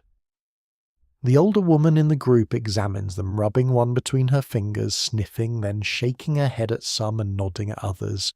Her authority is based on memory experience and the fact that she sounds certain. This is how many institutions begin. By the time you return to camp, the sack holds bark curls, rose hip seeds, a few roots, and 2 strips of leather. Someone found stiff beneath a wagon seat. The leather is discussed as food with grim seriousness. It will be scraped, soaked, boiled, perhaps boiled again. You try not to think about what it was before: harness, strap, shoe. Civilization has many flavors. When desperate enough, none of them good. The camp receives the findings with quiet interest. No one cheers. No one is foolish enough to call it plenty. But eyes follow the sack. A pot is set over the fire. Snow is melted into water. Bark roots and leather are added, each with the solemnity of an ingredient in a recipe no one wants to pass down to grandchildren. The smell is strange. Pine dirt, old hide smoke, and faint sour fruit from the rose hips. It is not appetizing exactly. It is warm. Warm remains persuasive. While the pot simmers, someone brings out a piece of rawhide from an old packing strap. It is cut into small bits with a knife that slips, because everyone's hands are tired. The pieces resist the blade, tough as stubbornness. Into the water they go. You sit near the fire and watch them soften slowly, reluctantly, like they are offended by the whole process. A boy asks if it is soup. His mother says yes. Nobody corrects her. When your portion comes, it is more liquid than food. You sip. The broth tastes bitter, smoky, earthy, and faintly greasy from the leather. A rose hip seed catches between your teeth. You chew it carefully, because every texture now deserves attention. Your stomach tightens, uncertain whether this is nourishment or a practical joke. But warmth spreads down your throat. That is something. Around the fire, people drink in silence. A man closes his eyes after each swallow. A woman gives her portion of the rose hip pulp to a child. Someone makes a quiet comment that the leather tastes better than expected, which is one of those compliments that proves civilization is hanging by a thread. You almost laugh. The laugh becomes a sigh. As twilight settles, the foraging party's small success changes the camp's mood by a fraction. Not enough to remove fear, not enough to fill anyone, but enough to remind people that the world, even frozen, contains hidden scraps, enough to send them looking again tomorrow, enough to make the night slightly less empty. You look out beyond the firelight at the dark trees. They no longer seem only like walls. They are still cold, still indifferent, still full of shadows. But beneath them may be roots. On them may be bark. Around them may be tracks. There may be something, and something is now a word with weight. Snow begins again, light and steady. It covers the places you dug. It smooths the footprints you made. It hides the ground, as if offended that you found anything at all. Fine, you think. Tomorrow you will look again, because hunger has taught you a new kind of seeing. Not the seeing of travellers admiring scenery. Not the seeing of farmers judging land. This is the seeing of survival, close and patient, where every twig is questioned, every seed matters, every scrap of leather has a future in a pot. You lie down later with the taste of bitter broth still on your tongue. It is not good, but it is not nothing. And tonight, not nothing is enough to carry into sleep. Letters become heavier when there is no way to send them. You find one tucked inside a Bible folded so many times the creases have gone soft. Another lies between the pages of a school primaire, never sealed, never addressed, properly only begun. A third is written on the back of an old supply list because paper like flour has become something too useful to waste. The camp is quiet this morning, wrapped in cold mist and the thin smell of smoke. Snow clings to the wagon covers. Frost feathers the edges of ropes and harness. Somewhere water is being melted in a blackened pot, and the hiss of snow hitting warm iron sounds almost like whispering. You sit inside a wagon for a little while out of the wind knees drawn close, a pencil stub in your hand. The wagon canvas above you sags and glows faintly with daylight. Every gust makes it breathe inward, then out again. Around you are the few possessions not yet surrendered. A blanket, a cup, a bundle of clothing, a packet of letters from home. Home.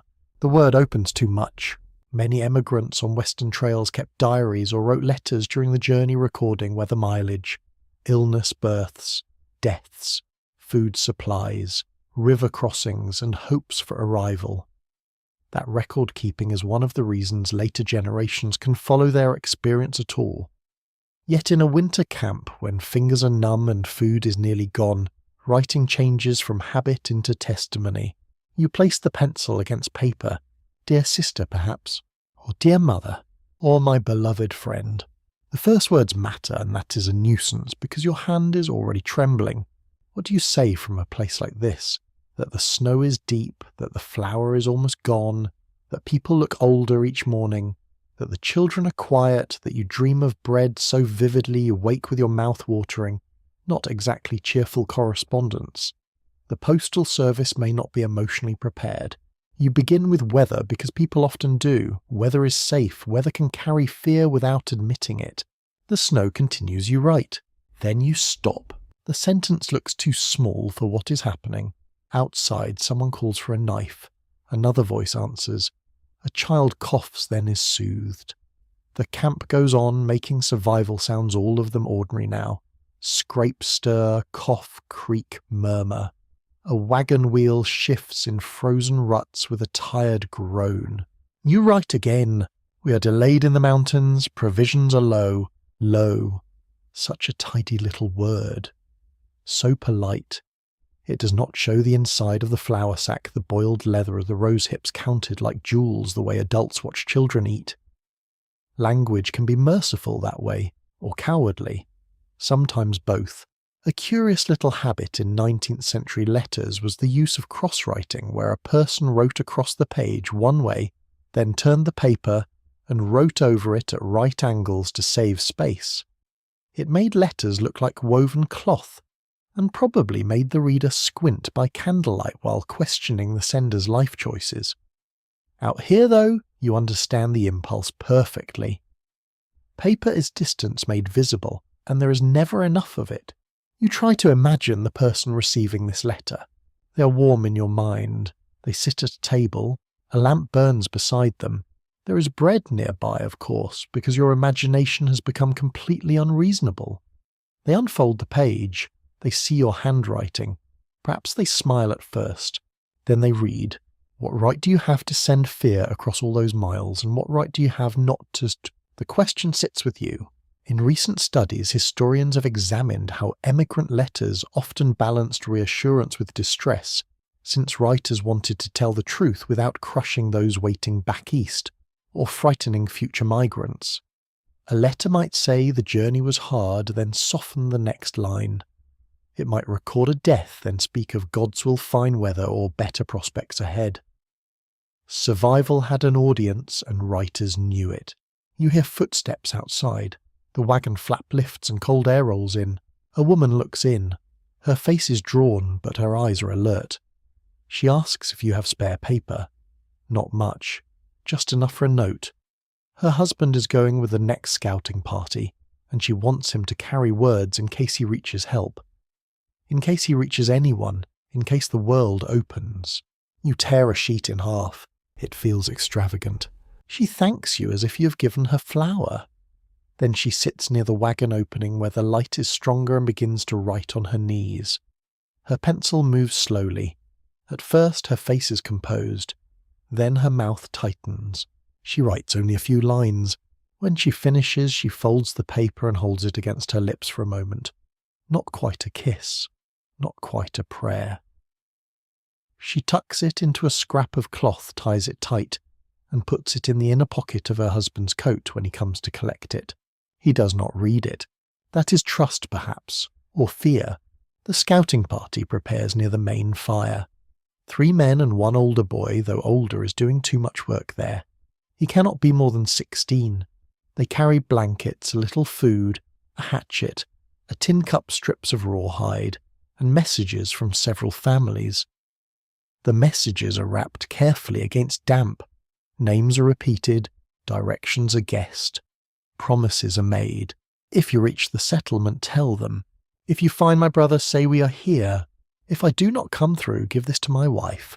That last one is said quietly, almost swallowed. No one responds with nonsense. No one says, of course, you will come through, not with the bright certainty used in easier times. Instead, a hand grips his shoulder. A woman nods. Someone says, go steady. Go steady. It is a blessing with boots on. The letters disappear inside coats and packs.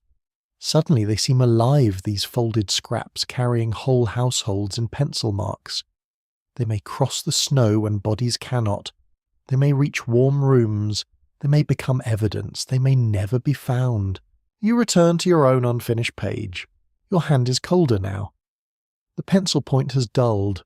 You sharpen it carefully with a knife, saving the shaving for the fire, because apparently even pencil wood deserves a final purpose. You write more plainly. I do not know if this will reach you. There, that feels honest. The words after that come slowly. You describe the snow, the past, the rationing, the children, the hope for rescue. You do not describe every fear. Some things are too large for the page. Some are too private. Some might become unbearable if given shape. You tell them you think of home. You tell them not to grieve yet. You tell them the stars look very bright when the clouds break. That last part is true and also gentler than saying you're frightened at night.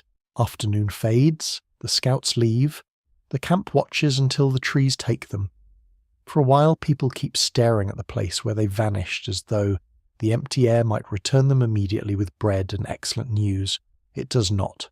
Very inconsiderate of empty air. Snow begins again light at first. You fold your letter, though it has nowhere to go. You place it with the others inside the Bible. The book is cold to the touch. Its pages smell faintly of leather paper smoke in the hands of many days. Around you the camp settles into evening. A pot simmers. A child murmurs in sleep. Someone recites a remembered poem near the fire, losing a line and making up another. No one corrects him. Memory is allowed to limp here. You think about all the words trapped in this camp. Apologies never spoken. Instructions never delivered. Love tucked into pockets. Fear folded into pages. Names waiting to be carried beyond the snow. The trail has taken weight from the wagons, strength from the bodies and certainty from the heart. Yet it has not taken the need to speak to someone far away. That need remains stubborn and tender like a coal under ash. You lie down with the unfinished letter near your chest. Perhaps it will be sent. Perhaps it will be found. Perhaps no one will ever read it. But for tonight the words exist, and that is something. A small bridge across distance, a hand reaching through winter, a quiet proof that even here, after days without food, you're still more than hunger. You are still someone with a name. Someone with a past. Someone trying to leave a trace in the snow. By now you understand that the camp does not survive because of one kind of strength. It survives because someone notices the pot is tipping before it spills. Someone remembers which child coughed through the night. Someone knows how to stretch a strip of meat through a gallon of water and call the result supper with a straight face. Someone mends a torn mitten before frost can enter through the gap. Someone listens when a frightened person speaks too quickly, then answers slowly enough to steady them.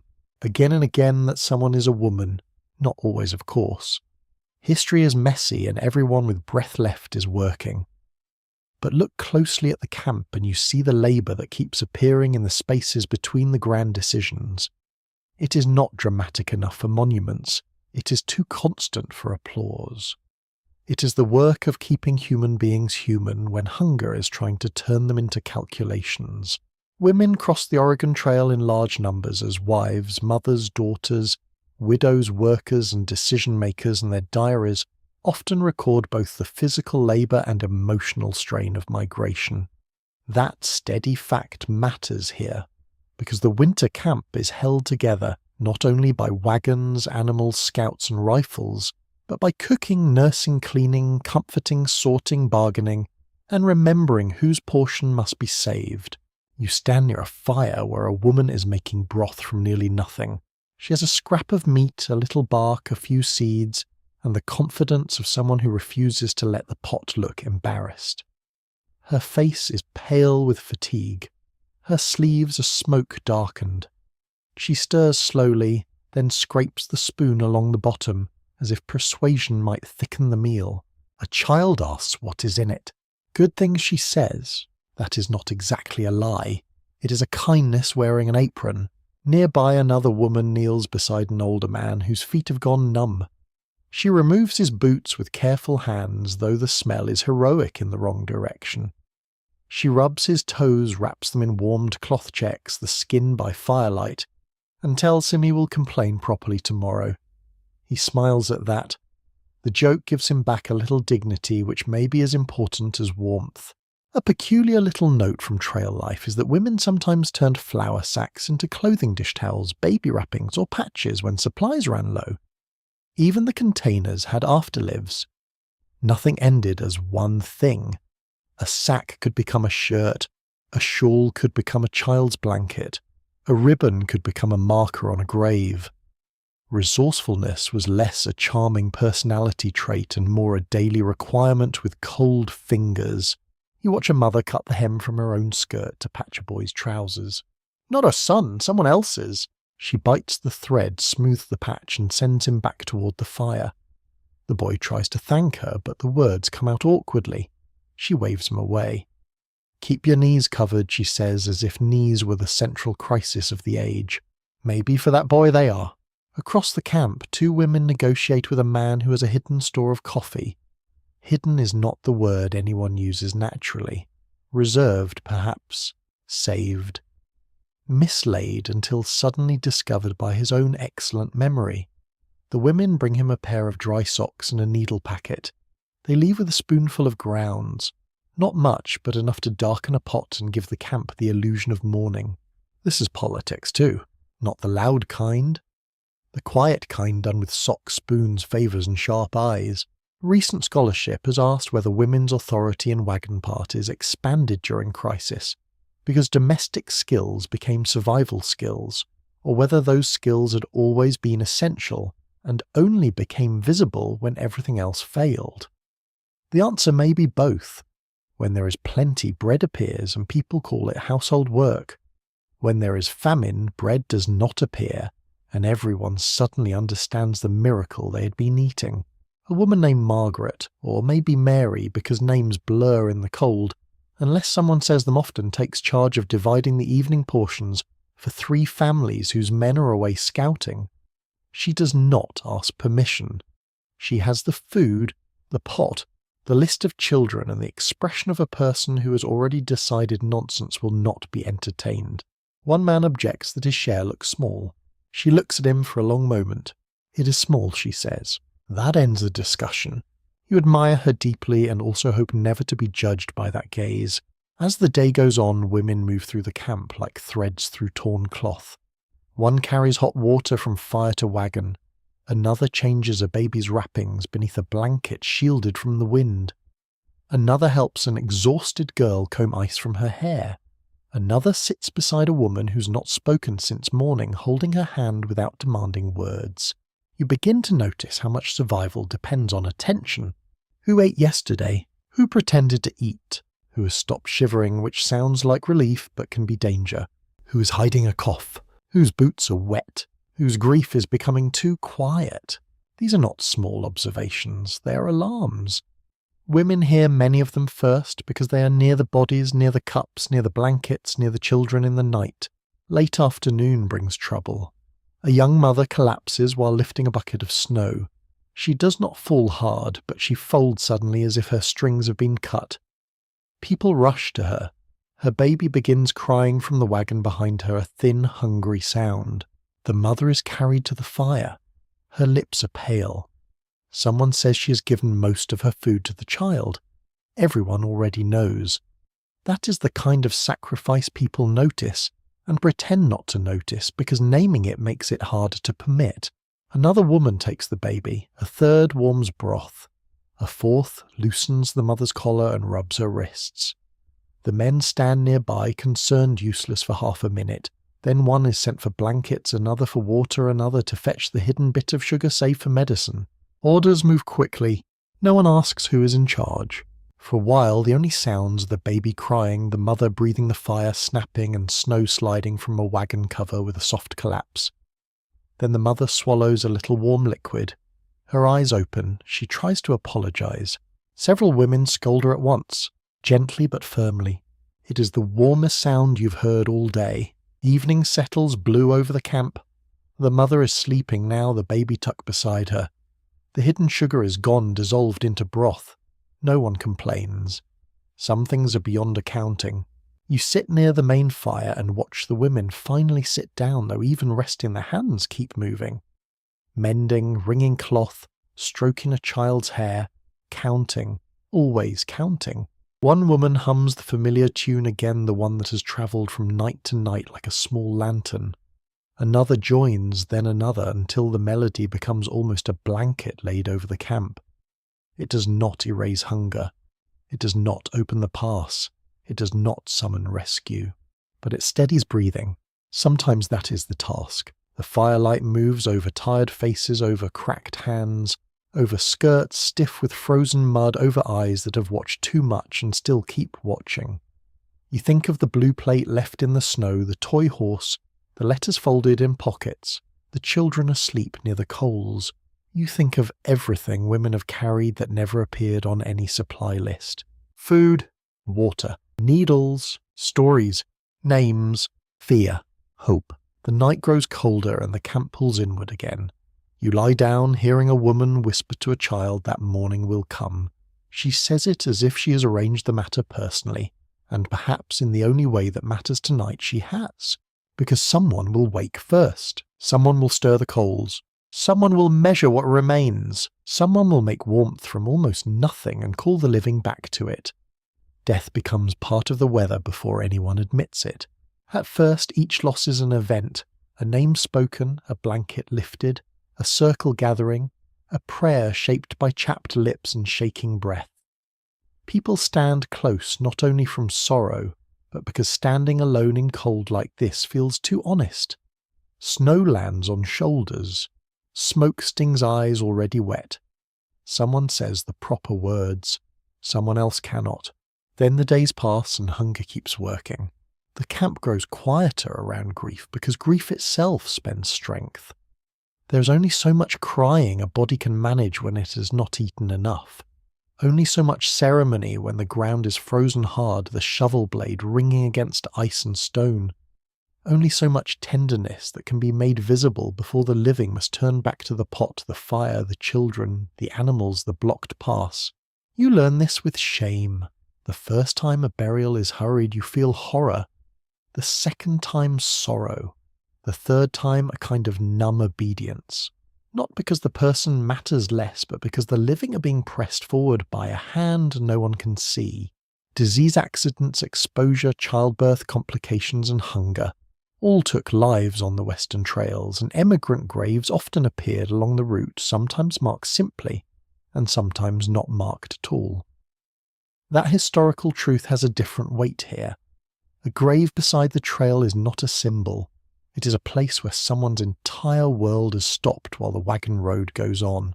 Morning is pale when the old man dies. You remember him from the fire hands wrapped around a cup of warm water, thanking people too many times. During the night his breathing had grown shallow. A woman sat with him. Another brought heated cloth. Someone recited a psalm softly. At some hour before dawn the breath simply did not return. No one says he froze, no one says he starved, no one says he was old and the trail asked too much, they say he is gone. Gone is a gentle word. It creates distance. It lets the camp keep moving. His daughter sits beside him for a while, one hand on the blanket covering his chest. She does not sob. She looks emptied, as if grief has found no food in her either. A child asks whether grandfather will wake when the sun comes up. The child is led away before anyone answers. The burial must happen quickly. The ground resists. Men take turns with a shovel and pick. Each swing is slow because their arms are weak. The iron strikes frozen earth with a hard ringing sound that travels through camp. Clang. Pause. Breath. Clang. It becomes part of the morning like a bell no one wants to hear. A small, almost strange detail from trail burials is that families sometimes disguised graves, placing them in the roadbed, or covering them with brush or stones, hoping animals or passing people would not disturb them. It sounds harsh, until you remember the fear behind it. Even in death, loved ones had to be protected by practical tricks. The frontier could be sentimental, yes, but it was also very busy being difficult. Here the grave is shallow, because the earth will allow nothing deeper. A few words are spoken. The daughter places a scrap of cloth near him, something from home perhaps. The snow begins again while the prayer is still being said. It lands on the blanket, on the bowed heads, on the raw, dark earth at the edge of the grave. You stand there with your stomach aching and your toes numb, and a terrible thought comes to you. At least he's no longer hungry. You hate the thought. Then you understand it. The camp turns back. That is the part no one prepares you for. Not the death. People know death exists. They have seen it before. But turning away from a grave because a fire must be tended and a ration measured and a sick child warmed, that is the part that changes something inside you. By midday, the old man's cup is being used by someone else. No one remarks on it. Objects move on faster than hearts do. The blanket he used is shaken out, dried near the fire, and folded for another body. His spare socks go to the boy with a cough. His knife, after some quiet discussion, is given to his daughter. These transfers feel both intimate and practical, like the camp is gently taking him apart into usefulness. It sounds unkind. It is not. It is how the living honour him now by letting nothing he carried go to waste. Historical interpreters sometimes ask whether emigrants became hardened to death, or whether their writings merely compressed sorrow because daily survival left little room for language. From here the question feels almost unfair. You're not hardened. You're bruised past expression. You feel grief, but it moves slowly through a body busy staying warm. Another loss comes before evening. Not a person this time, but an animal. One of the oxen that helped pull a wagon over plains, through rivers, up muddy slopes and into this frozen misery, finally sinks to its knees and will not rise. People gather, then stand apart. The owner tries coaxing first. Soft words, a hand on the broad forehead, then anger, then pleading. The ox lowers its head. The decision follows. Again, nothing is wasted. Meat is cut, hide is saved, bones are kept for boiling. Fat is treated like treasure. The owner turns away during part of it, then turns back and helps. That may be the saddest movement of the day. The smell of cooking meat rises at twilight, mingling with the memory of burial soil. You eat because you must. This is one of the cruelties that polite retellings smooth over. A day can contain a grave and a meal from a dead animal, and the living body will still be grateful for warmth in the stomach. The heart may recoil while the hands hold the cup steady. Humans are complicated little creatures, very inconveniently designed for both mourning and digestion. Night comes hard and cold. The grave has already begun to disappear beneath fresh snow. Its edges soften. The footprints around it blur. By morning a stranger might not know anyone was placed there. That thought frightens you. Not because the snow is cruel, but because it is indifferent. It covers the cherished and the discarded with the same patience. You think of the blue plate whitening behind you on the trail, the stove, the toy horse, now the grave. Snow makes everything quiet. Perhaps too quiet. Around the fire, the daughter sits with her father's knife in her lap. She runs her thumb along the handle, not the blade. Someone brings her broth. She takes it. For a while she does not drink. Then she does. The camp watches without appearing to watch. A woman begins the familiar hum but softer tonight. It does not become a song. It stays low, almost under the sound of wind. A thread of warmth. A signal that the living are still gathered. You lie down later with your face turned toward the wagon wall. The canvas smells of smoke, frost-old cloth and trapped breath. Outside, the snow keeps falling over the grave, the animal bones, the ashes, the ruts, the hidden trail. Death has entered the camp not as a single terrible visitor, but as a presence that waits at the edge of every fire. Still morning will come, someone will wake, someone will stir the coals, someone will count the cups, someone will remember the old man's name even if the snow does not, and that for now is how memory survives. Not carved in stone, not written in a grand book, only carried in tired mouths whispered beside a poor fire, while winter keeps trying to make everything silent. There are choices people make only after the ordinary world has fallen away. You do not reach them in one leap. No one wakes beside a smoky fire and calmly decides to step beyond every rule that once made life understandable. It happens by subtraction. Less food, less warmth, less strength, less certainty. less distance between what is forbidden and what is necessary. By now, the campers learn to speak around certain subjects. People say desperate measures. They say if it comes to that. They say God forbid. They say nothing at all. Silence becomes a covering like snow over rough ground. Everyone knows there are things the mind has begun to examine from a distance, things it recoils from and returns to recoils from, and returns to because hunger is patient. It waits beside every moral door and gently tries the latch. You sit near the fire with a cup of broth made from bones boiled more than once. The flavour is faint, smoky and tired, as if even the bones are embarrassed to be asked for more. Around you the faces are drawn. Eyes linger too long on pots, on bundles, on the covered shapes at the edge of camp. No one wants to be the person who names what starvation may ask next. The most infamous winter tragedies connected to Western migration, including the Donner Party in the Sierra Nevada, became known partly because survivors faced extreme starvation, and later accounts struggled with how to describe the boundaries of survival. That is the sober historical fact, and it should be handled carefully. Sensational stories travel faster than compassion. Rumour loves a gruesome headline, but in the cold there are no headlines. There are only bodies failing and people trying to remain human. You feel that tension in every conversation. A man says that the dead must be honoured. A woman answers that the living must be kept alive.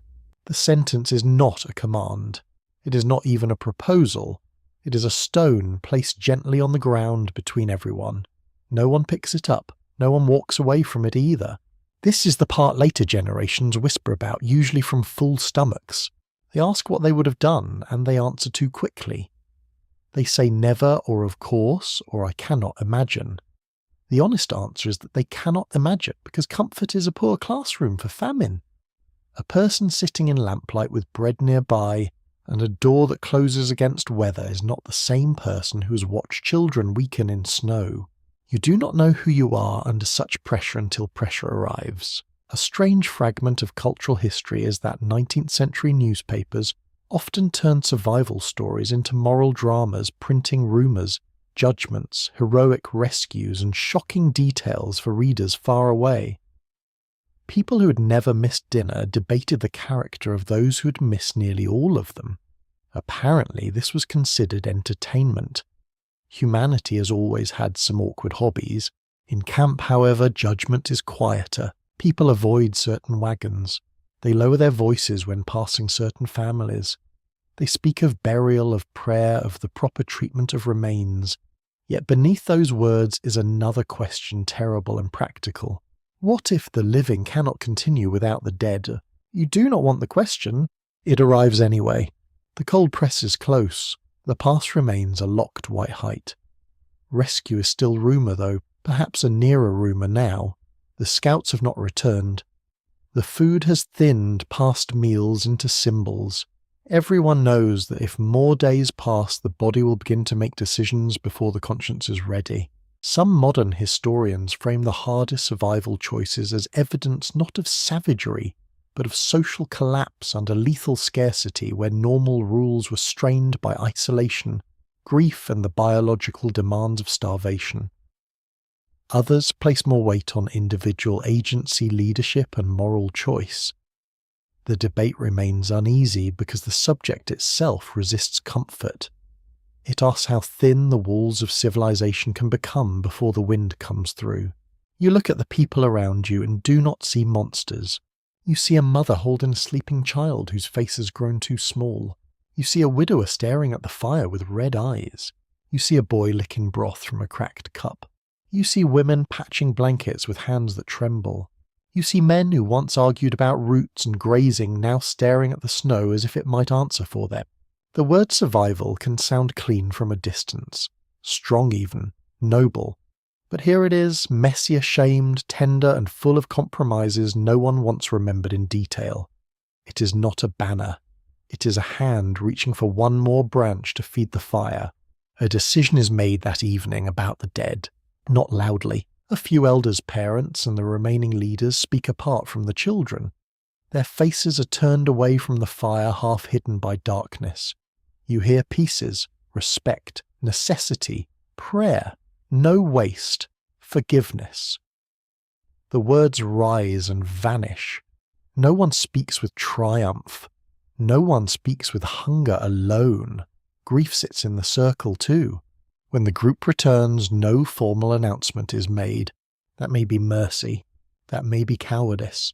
Perhaps both. You're given a task that keeps you away from the worst of it. Carry wood, melt snow, watch the children, keep the fire steady. These sound like simple jobs, but tonight they feel like a wall, built between the mind and what it cannot hold directly. The children are told stories, soft ones, summer ones, orchards, rivers, warm kitchens, fields where grass grows thick enough to hide your ankles. You help keep their attention, asking about apples, birds, dogs, anything that belongs to a world not made of snow and hunger. One child asks why the adults are whispering. Because the wind is loud, someone says. The wind is not loud, but the child accepts it or pretends to. Children on this trail have become very skilled at pretending for adults, which is one of the sadder talents history gives them. Later broth is past. You hold the cup and look into it. Steam rises, carrying a smell you cannot easily name. Your stomach tightens with need. Your mind pulls back. Around you, others hold their cups in the same terrible hesitation. Then someone begins to pray. Not a grand prayer. Not polished. A shaking voice asks for mercy on the dead, mercy on the living, mercy on those who judge without understanding, mercy on those who cannot bear what they have done or what they must do. The words settle over the camp, not excusing, not erasing, but giving grief a place to kneel. You drink. The warmth enters you. You do not feel saved. You do not feel damned. You feel alive, and the fact is almost too heavy to carry. That is what hunger has done. It has turned life itself into a moral weight. Night deepens. Snow falls again, gentle as if nothing has happened. The fire snaps and sinks. People sit with bowed heads, each one alone inside the circle. No one jokes tonight. Even sarcasm, that loyal little blanket, has gone thin. You think of all the things abandoned along the way. The stove, the plate, the letters, the toy horse, the old man's cup. You think of how the trail has taken possessions first, then animals, then strength, then certainty. Now it asks for innocence too, and no one knows how to refuse. Yet you also see tenderness surviving. A woman wraps an extra cloth around a child's feet. A man gives his cup to someone weaker. The daughter with her father's knife sits beside a grieving mother and holds her hand. No one is only what hunger has made of them. That may be the most important truth left. You lie down much later, unable to sleep, listening to the camp breathe. The air tastes of smoke and sorrow. The snow presses against the wagon like a closed door. Somewhere beyond it, perhaps help is coming. Somewhere behind you, the world of easy judgment continues warm and distant and sure of itself.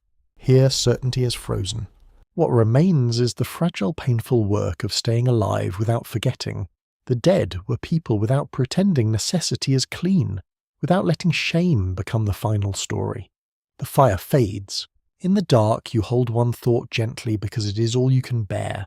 Survival is not always innocence, but neither is it always guilt. Sometimes in winter it is simply the last trembling light refusing to go out.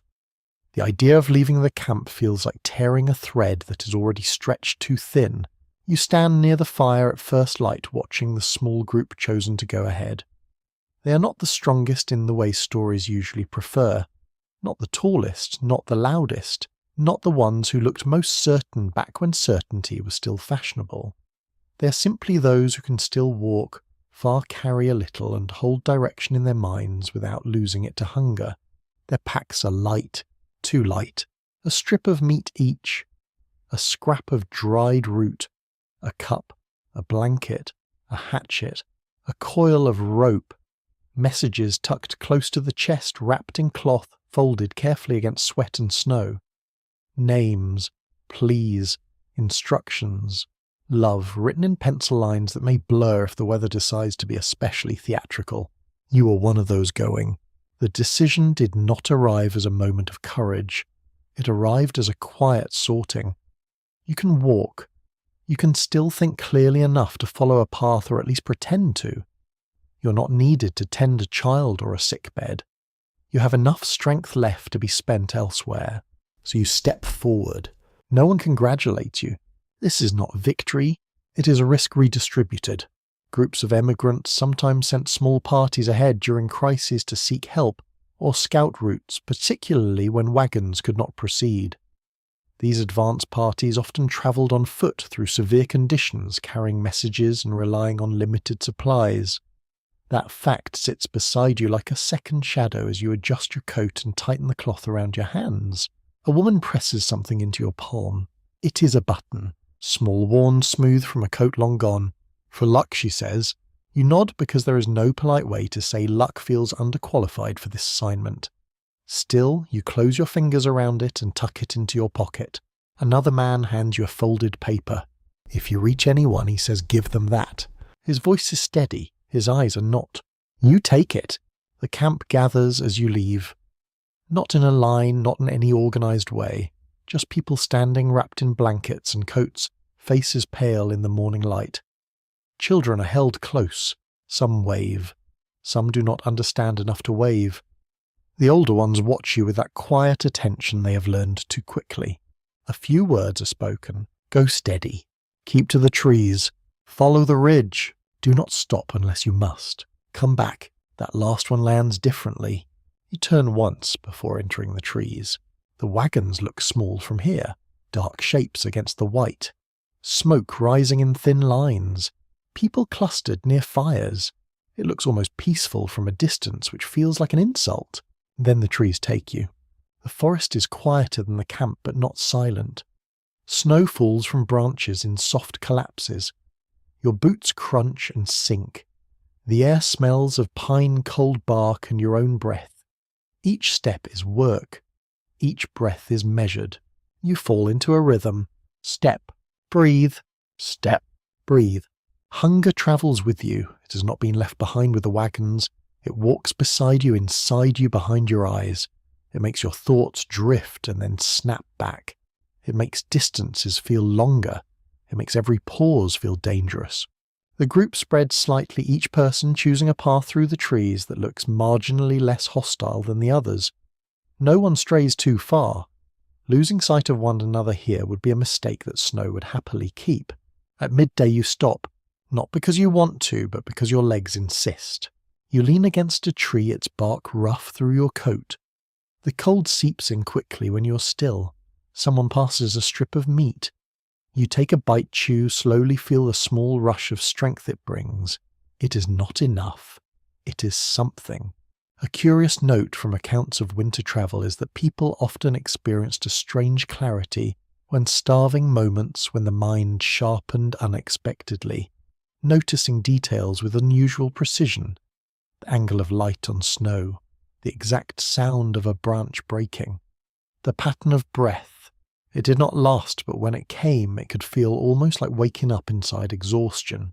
You notice everything now, the way snow gathers on the north side of trunks, the faint dip in the ground where a path might have been, the difference between fresh snow and drift, the direction of wind. These details matter. They are the difference between wandering and moving. The pass is still ahead, though you're not aiming directly for the crest. Instead, you angle toward what might be a lower crossing, a gentler slope, a place where the mountain might be persuaded rather than confronted. Persuasion feels like the right approach. By afternoon the sky shifts. Clouds thin, light brightens. The snow takes on a faint glow, almost blue in the shadows. It is beautiful in a way that feels unnecessary. You would trade every pretty shadow for a loaf of bread without hesitation. Someone ahead raises a hand. You stop, tracks. Faint, half filled with snow, but there. Not yours. Not animal. Human. They lead upward, then vanish over a rise. The group gathers crouching, studying the marks as if they are a language. The prints are old perhaps, or perhaps only hours. Snow makes time difficult to read. Still, the sight of them changes something. Someone else has passed here. That thought carries weight. You follow. The climb is harder now, the slope steeper. Your breath comes faster. Your legs shake. At one point you slip and catch yourself on your hands, snow filling your sleeves. The cold bites instantly. You curse under your breath, then laugh once, because if you do not laugh, you might not stand again. The tracks lead you to a narrow ridge. From there you can see farther. Trees fall away in one direction. The land dips, then rises again in long folds. Somewhere beyond that unseen but felt are the settlements you have imagined so many times. Smoke. You squint. The faint thinner line against the horizon. It could be cloud. It could be your mind. Or it could be what you've been walking toward since you left the wagons. No one speaks for a moment. Then someone whispers smoke. The word moves through the group like warmth. You stand there, swaying slightly, staring at that distant line. It is not rescue yet. It is not bread. It is not safety. It is possibility. And after days without food, possibility is almost as powerful as a meal. You begin to descend. Each step is still work. Each breath still thin. Hunger still sits with you, patient and unkind. But something has shifted. You're no longer only leaving. You are approaching. Behind you, the camp waits, holding its fragile circle of firelight and hope. Ahead, the world opens just enough to suggest it might contain other people, other fires, other hands that can carry what you cannot. The snow continues to fall light and steady, but now beneath it there is a direction, and you follow it. The first sign of the settlement is not the smoke. It is the smell. Faint at first, almost imagined a warmth in the air that does not belong to snow or pine. It carries something richer, something human. Wood burning in quantity. Food, perhaps. Animal presence. A density of life that feels almost overwhelming after so many days of emptiness. You stop walking without meaning to. The others stop too. No one wants to speak and break it. Then the wind shifts and the smell fades again, leaving you with the sudden fear that you invented it. Hunger does that. It builds entire worlds out of longing, then removes them just to prove it can. You keep going. The descent becomes steeper but easier in a way because gravity begins to assist instead of resist. Snow thins in patches. Rocks appear. Branches show through the white. The world begins to look less like a blank page and more like something written, though the handwriting is still difficult. Your legs tremble with each step. Your stomach feels hollow enough to echo. But now there is a pull ahead that is stronger than exhaustion. The settlements at the western edge of the mountains in places like the Sacramento Valley or Willamette Valley were small but growing communities during the mid-19th century, composed of farmers, traders, families and recent arrivals who had themselves survived difficult journeys. That is the grounded historical picture. These were not cities of abundance waiting to solve every problem. They were fragile places too, though compared to your camp they might as well be palaces. The trees begin to thin. You see a fence. It looks unreal. Rough posts, uneven, weathered but unmistakably placed by human hands to mark space, to say this belongs to someone, this is tended. This is not wilderness. You step closer, almost reverently, and touch the wood. It is solid, real, a boundary that means life exists here in a different way. Beyond it a shape appears, a building, low roof, smoke rising from a chimney. The smoke is thicker now, darker, carrying that same scent you caught before. It feels like stepping into a dream that has decided to cooperate. You hear a sound. A dog. It barks once sharp and surprised then again louder. The sound slices through the quiet in a way that feels almost shocking. You had forgotten how loud ordinary life can be. The door of the building opens. A man steps out. He stops when he sees you. For a moment neither of you moves. You must look like something the forest made reluctantly. Clothes stiff with dirt and frost. Faces hollow. Eyes too large. Movements slow and uncertain. Not quite ghosts, but close enough to make a reasonable argument. The man raises a hand, not in greeting, exactly more in caution. "Who are you?" he calls. Your voice feels strange when you answer, as if it has not been used for anything but small sounds in days. "Travellers, you say." The word feels insufficient. He looks at you, then at the others, then back again. Something changes in his expression. Recognition, perhaps. Not of you personally, but of the condition you carry. You're from the trail, he says. You nod. Camp. In the mountains you manage. He steps forward quickly now. How many, he asks. You try to count. The number feels slippery. Faces come and go in your mind, blurred by hunger and cold. Families, you say. Children. That word lands. Children! He turns and calls into the building. Get more hands out here. More people appear. A woman with a shawl, another man pulling on boots, a younger boy, eyes wide. They come out into the yard and stop when they see you. The looks on their faces are complicated. Shock, pity, concern, and something else. Calculation. Because they are not only seeing you, they are seeing what you represent. A camp of starving people somewhere in the mountains. A problem that has just arrived at their door.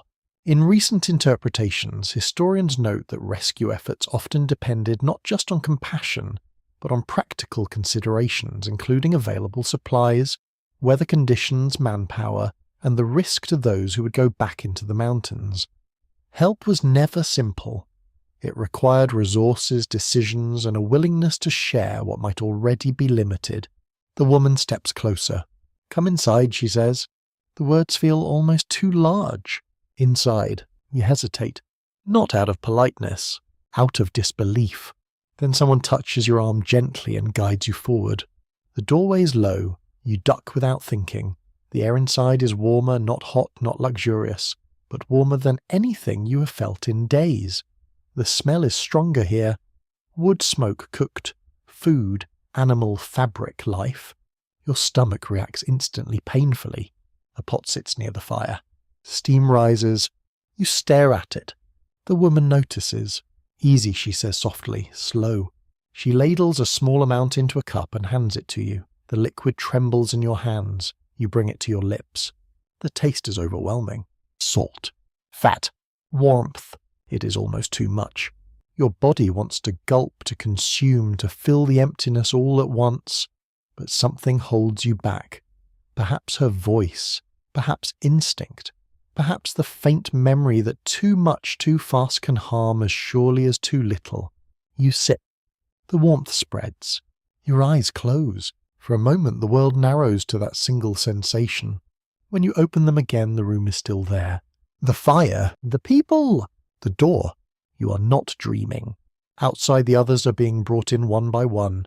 Questions begin. Names, numbers, locations, how long, what supplies remain, what condition the camp is in. You answer as best you can. Words feel clumsy, too small, but they are enough. The man who first stepped out is already preparing to leave again. He gathers others, speaks quickly, points toward the mountains. They move with purpose now, pulling on coats, checking straps, loading what supplies they can spare. Bread, meat, blankets, tools, rope. Each item carried out the door feels like a piece of the camp's survival being assembled here in this warmer place by people who have not seen the snow where you came from, but understand it well enough. A boy asks if there are many children. Yes, you say. He nods once and runs to fetch more cloth. The room fills with motion. You sit cup in hand watching it all with a strange distance as if you have stepped slightly outside yourself. Part of you is still in the camp beside the fire, counting spoons of broth, listening to the wind, watching snowberry footprints. Part of you is here where doors open and close, where smoke rises steadily, where food exists in quantities that seem almost extravagant. You think of the letters, the ones tucked into coats wrapped in cloth. They are taken from you carefully, respectfully. Names are read aloud, faces soften. Some names are recognized, others are not. All are treated as urgent. A woman places the letters near the fire to dry any damp. They'll go out, she says. You nod. You believe her. For the first time in days, belief feels less like an effort and more like a response. Outside, the rescue party forms. Men and women bundled carrying supplies, stepping into the same snow you've just left. They move with determination, but also with caution. They know what waits up there. One of them looks back at you. Show us the way, he says. You stand. Your legs protest. Your body is not ready. But the camp is still there. waiting. And now you're not alone in going back. Survival doesn't end when food returns. It changes shape. You walk back toward the mountains with the rescue party, though walking feels like a generous description. Your legs move, but they do so with the stubborn hesitation of something recently broken and only partially mended. The warmth from the settlement lingers in your chest, but your body is still thin, still uncertain, still remembering hunger like a habit it cannot quite drop. Around you, the rescuers move differently. They are not untouched by hardship.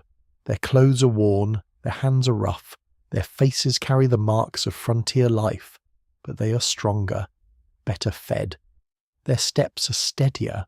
They carry supplies with a confidence that feels almost foreign. Bread, real bread, wrapped in cloth. You can smell it even through the cold air. It is almost unbearable. You force yourself not to stare. The trail upward feels both familiar and changed. The snow is still deep. The trees still stand dark and silent. The wind still moves with that indifferent patience. But now there are more footprints, more voices, more purpose. You are no longer a small group searching blindly. You are a line moving with intention. Relief expeditions during winter crises on the overland routes were often organised quickly by nearby settlers who gathered food, clothing and volunteers willing to risk dangerous conditions to reach stranded parties. That historical reality carries weight here. These people walking beside you chose to come. They chose to leave warmth and relative safety to step into the same cold that nearly ended you. One of them walks close. "Keep your pace," he says quietly. "No need to prove anything now." You nod. There is relief in being told not to be strong. You realise how long you've been pretending. As you climb, your body begins to react to the food you are given. Not with immediate strength, with confusion. Your stomach tightens. Your head feels light. Your limbs tremble in a new way as if they are unsure how to use the fuel suddenly offered. This too is part of survival. The return is not smooth. It is uneven, cautious, sometimes uncomfortable. You would imagine that eating would solve everything. It does not. It begins a different struggle. Modern medical understanding recognizes that after prolonged starvation, the body can react unpredictably to renewed nutrition, requiring careful reintroduction of food to avoid harm. You do not know the science of it. You only know that the cup of broth that felt like salvation now sits strangely in your stomach, and that the bread you want to devour must be taken slowly, piece by piece. You chew carefully. You wait. You breathe. The rescuers seem to understand without needing explanation. They offer small portions. They watch quietly. They do not push. There is a gentleness in that. Not pity, respect. By midday, the outline of the camp begins to appear through the trees. At first it looks unchanged. Wagons in snow. Thin lines of smoke. Dark shapes moving slowly. Then the people see you. The reaction is not loud. Not at first. It begins as stillness. Figures stop moving. Heads turn. A child points. Then sound returns all at once. Voices rise. Names are called. Some run forward, though running is clumsy in deep snow and weak legs. Others stand where they are as if afraid the image might vanish if they move too quickly. You step into the edge of camp. The air feels different here. Heavier. Full of everything you left behind. Hunger. Fear. Grief. But now also something else. Relief. Not complete. Not immediate. But present. The rescuers move quickly. They do not pause for long reunions.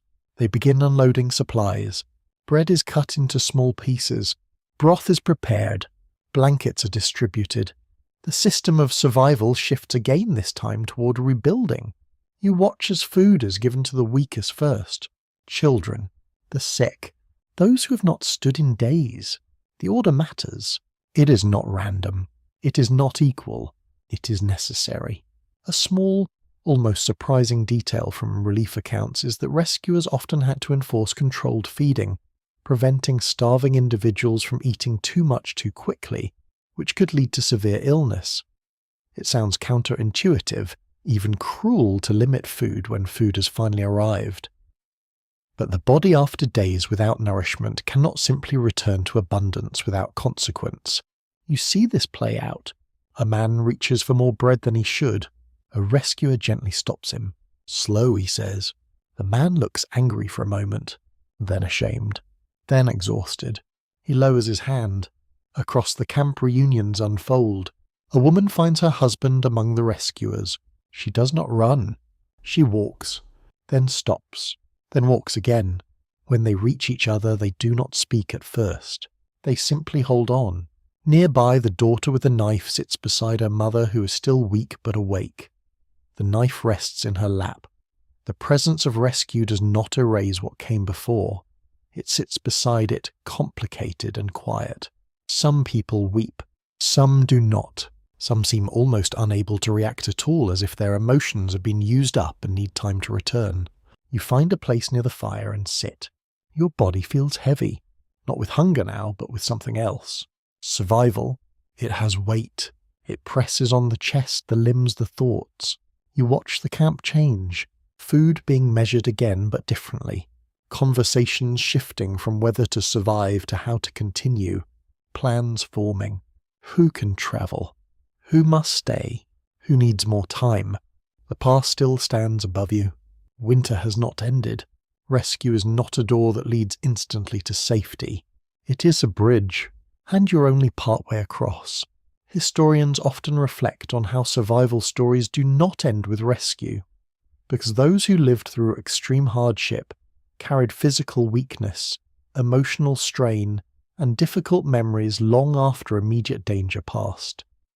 The aftermath is its own chapter, quieter, but no less real. You begin to feel that now. The fire is warmer. The food is real. The people are still here, and yet something inside you has shifted. The world is not as simple as it was before. Hunger has left its mark. It has changed how you see food, warmth, people choices. It has shown you parts of humanity you did not know you carried, parts you're not sure you want to examine too closely. But for now you sit. You eat slowly. You listen to voices that are no longer only fearful.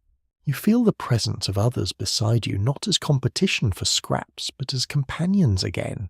And as the snow continues to fall around the camp, you understand that survival is not a single moment. It is a process, one that continues even after the first bite of bread. Memory begins forming even before you leave the snow. You notice it in the way people speak differently now, even though they are still cold, still weak, still surrounded by white silence. Words shift. Not all at once, not in any organized fashion, but slowly like thaw, beginning beneath ice. That was the worst of it, someone says. Another answers, we are through now. Neither statement is entirely true. The past still looms above. The journey is not finished. Bodies are not yet restored. Supplies are limited even with help. But something has changed. The edge has softened. The certainty of death has stepped back just far enough to allow a different kind of thinking. You sit near the fire and listen as stories begin to take shape. Not full stories yet, fragments. A man speaks about the day the flour ran out. A woman recalls the night the wind tore at the wagon covers. Someone mentions the first animal lost. Another speaks of the scouts leaving. These moments are already being arranged, selected, framed. You recognize what is happening. The camp is beginning to remember itself. Over time, many accounts of the Oregon Trail were recorded in diaries, letters, memoirs, and later retellings, shaping how future generations understood the journey. These accounts often blended fact interpretation and emotion, creating narratives that were both informative and deeply personal. That historical pattern is unfolding here in real time as survivors begin to decide what this experience will mean. You hear differences in the telling. One person emphasizes hardship. Another emphasizes endurance. A third speaks of faith. A fourth of luck. None are wrong. None are complete. A curious little detail from historical memory is that some immigrants later softened or reshaped their experiences when recounting them, either to protect loved ones, to make sense of trauma, or to present a version of events that felt more bearable. Memory, like hunger, is not always precise. It selects, it edits, it protects. You wonder what you will remember. Will you think of the cold first, the hunger, the moment of seeing smoke in the distance? Or will it be something smaller, a child's quiet question, the sound of a spoon in a tin cup, the feel of a button pressed into your hand for luck? These details seem insignificant now, and yet they cling to you more strongly than the larger events. They're easier to hold, easier to carry forward. Across the camp, a group discusses the pass again. Now the conversation is different. Not whether it can be crossed, but how and when. With help with lighter loads, with better timing. Plans are forming, routes are considered, options are weighed. The language has shifted from survival to strategy. You realise how quickly the human mind moves toward the future once the present becomes slightly less threatening. Some modern historians reflect on how the stories of the Oregon Trail became part of a larger national narrative, often emphasising bravery, perseverance and expansion, while sometimes overlooking the suffering, loss and complexity of individual experiences. The trail became legend, and legends prefer clarity over complication. You can already see how that might happen. It would be easy later to say this was a story of survival, to speak of courage, to speak of endurance, to speak of the moment rescue arrived. All of those things are true, but they are not the whole truth. The whole truth includes the hunger that made people suspicious of one another, the decisions made in desperation, the quiet grief, the moral weight carried in silence, the way the snow covered everything without distinction. You look around the camp and see people who will carry these memories differently. The children may remember less detail, more feeling. The adults will remember more but perhaps speak less. Some will tell the story often. Some will avoid it. Some will change it. Some will hold it exactly as it was, like a fragile object they're afraid to touch too often. You wonder which you will be. The rescuers move through the camp, continuing their work. More supplies are distributed. Plans are refined. A second group prepares to return to the settlement for additional aid. The rhythm of survival has become organised again, less frantic, more structured. It feels almost like order, though you know it is still fragile. Evening comes and the firelight flickers across faces that are beginning to look slightly less hollow. Not full, not strong, but less close to breaking. A woman tells a story to the children again, the same orchard, the same bees, the same warm kitchen. This time the story feels closer, not because the orchard is nearer, but because the idea of reaching it no longer feels impossible. You listen and find yourself imagining it too, not as a desperate escape, as a future. The stars appear overhead as the clouds thin. They look the same as they did before, cold, distant, unchanged, yet you see them differently now. They are no longer only witnesses to suffering. They are markers of continuity. The world continues.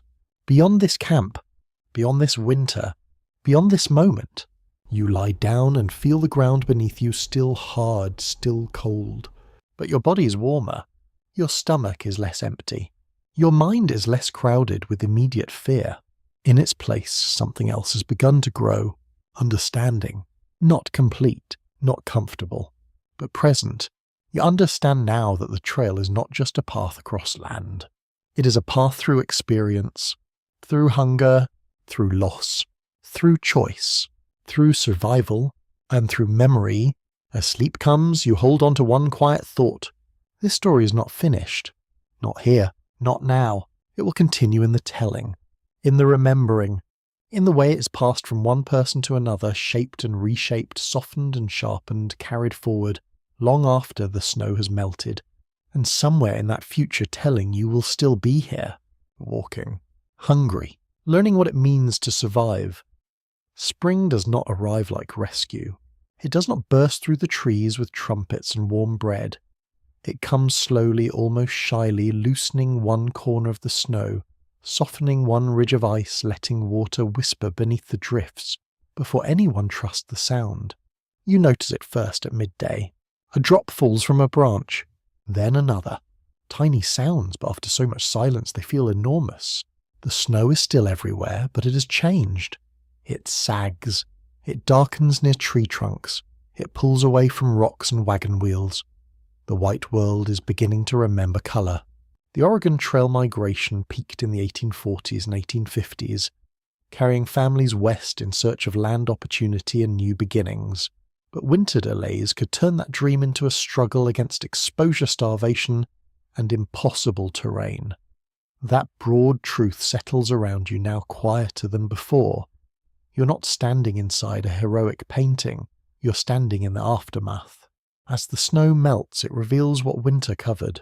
A broken cup, a strip of harness, old ashes, footprints hardened and distorted, the edge of a grave. No one rushes toward these things. People see them and grow still. The thaw gives back objects, but not the life that once moved around them. A curious scrap of trail history is that abandoned wagon parts sometimes stayed visible for years, weathering into landmarks for later travellers. A wheel rim, a stove, a trunk hinge, even a scatter of dishes could tell strangers that someone had passed this way under pressure. The land became an archive, though not a tidy one. More like a museum with terrible lighting and no labels. You walk a little beyond camp. The air smells different. Wet bark, mud, smoke, old snow. Beneath it all, a faint earthy scent rises, the smell you had almost forgotten. The ground is returning. Not kindly perhaps, but steadily. Behind you, the camp is preparing to move. Not all at once, not everyone together. Some are still too weak. Some will be helped down in stages. Some belongings will remain because even rescue cannot make wagons strong again, or bodies whole overnight. The decision to leave feels less like triumph than release. A woman folds a blanket that belonged to someone who will not need it now. She does it carefully as if the act itself is a farewell. A child places a small stone near a grave. Another child asks whether flowers will grow there. The answer comes softly. Yes, maybe. It is enough. Researchers continue to differ over how much blame should fall on timing leadership, weather route choice, or the broader culture of migration that encouraged families to risk everything for Western promise. From where you stand, blame feels both necessary and too small. The snow was real, the hunger was real, the choices were real. So were hope, ignorance, courage, panic, love, and bad luck wearing very heavy boots. You return to the fire for one last meal in this place. It is still simple. Broth, a little bread, a careful portion of meat. But now the food does not feel like a final defense against darkness. It feels like preparation. People eat slowly. Some talk about the descent. Some speak of the settlement. Some say nothing. The silence is no longer only fear. It holds memory now. When the wagons begin to move, the sound is rough and beautiful. Wood creaks, harness jingles, animals breathe hard, boots sink into thawing snow and mud. A wheel lurches, catches, turns. The whole party seems to hesitate as if the camp itself has roots. Then motion begins. You look back once. The old campsite lies behind you. Smoke, fading snow, sinking graves softening at the edges. The place looks smaller than it felt. That is always strange. Suffering can occupy an entire universe, while it happens, then later fit into a clearing between trees. You carry it anyway. Down the slope the air warms by degrees. Water runs under the snow in little silver threads. Birds call somewhere overhead, startlingly casual. Very bold of them singing after all this. Still the sound enters you gently. At the settlement doors open again. Hands reach out. Food is offered carefully. Names are spoken. Letters are delivered. Some news brings relief. Some brings sorrow. Some messages arrive too late for the people who needed them most, but they arrive, and that matters. Words cross what bodies almost could not. In the days that follow, strength returns unevenly. You sleep deeply, then wake afraid there is no food. You hide bread without meaning to. You flinch when snow falls from a roof. You cannot bear waste. A crumb on a table feels like an accusation. People tell you that you are safe. You believe them, mostly. Safety after hunger is not a switch. It is a room you enter, slowly checking the corners. The story begins to leave you even while it stays inside you. Others ask what happened. You answer differently each time. Sometimes you speak of the snow, sometimes of the children, sometimes of the past, sometimes you say only, "We were hungry," and the room becomes quiet because people understand enough to stop asking.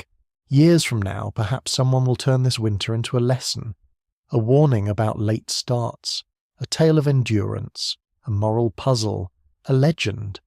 They will smooth it, sharpen it, argue over it and retell it beside fires that are warm by choice, not necessity. But you will remember the smaller truth, the spoon, the smoke, the button in your pocket, the mother saying eat, the sound of thaw water beneath snow. You will remember that many did not finish, not because they lacked courage, but because courage is not food, and hope is not shelter, and winter is not impressed by human plans. Still, you will also remember that some did continue. Weak-altered, grieving, but alive. You step into the softer air, leaving the high snow behind, and the trail stretches onward no longer white, but brown, with mud green at the edges, breathing again beneath the sun. And now the pace slows. The wagons fade from your mind, their wheels turning more softly farther away until even the creak of wood becomes part of the wind. The cold loosens its grip. The hunger becomes memory, not command. Around you, evening gathers with a gentler hand touching the trees, the road, the quiet roofs of distant shelter. You're no longer required to count every spoonful. You may rest. The fire before you is warm without being desperate. Its light does not fight the dark so much as settle into it. Shadows lean long and calm across the floor. Somewhere water moves in a slow stream, carrying away the last small grains of winter. Somewhere grass rises through thawed earth, patient and green. The people of the trail are quiet now. Their footsteps soften. Their names rest in the places where they were loved, spoken, lost and remembered. The snow that once covered everything has melted into rivers, into soil, into spring. Nothing is hurried. Nothing asks more of you tonight. Let the road grow dim. Let the wagons pass beyond the hill. Let the fire sink into a red and golden hush. You have walked far enough through the cold. You have listened long enough to hunger, wind and fear. Now there is only breath slow and even, and the safe darkness of a room far from the mountain snow. The story settles like a blanket. The night becomes soft, and you can sleep sweet dreams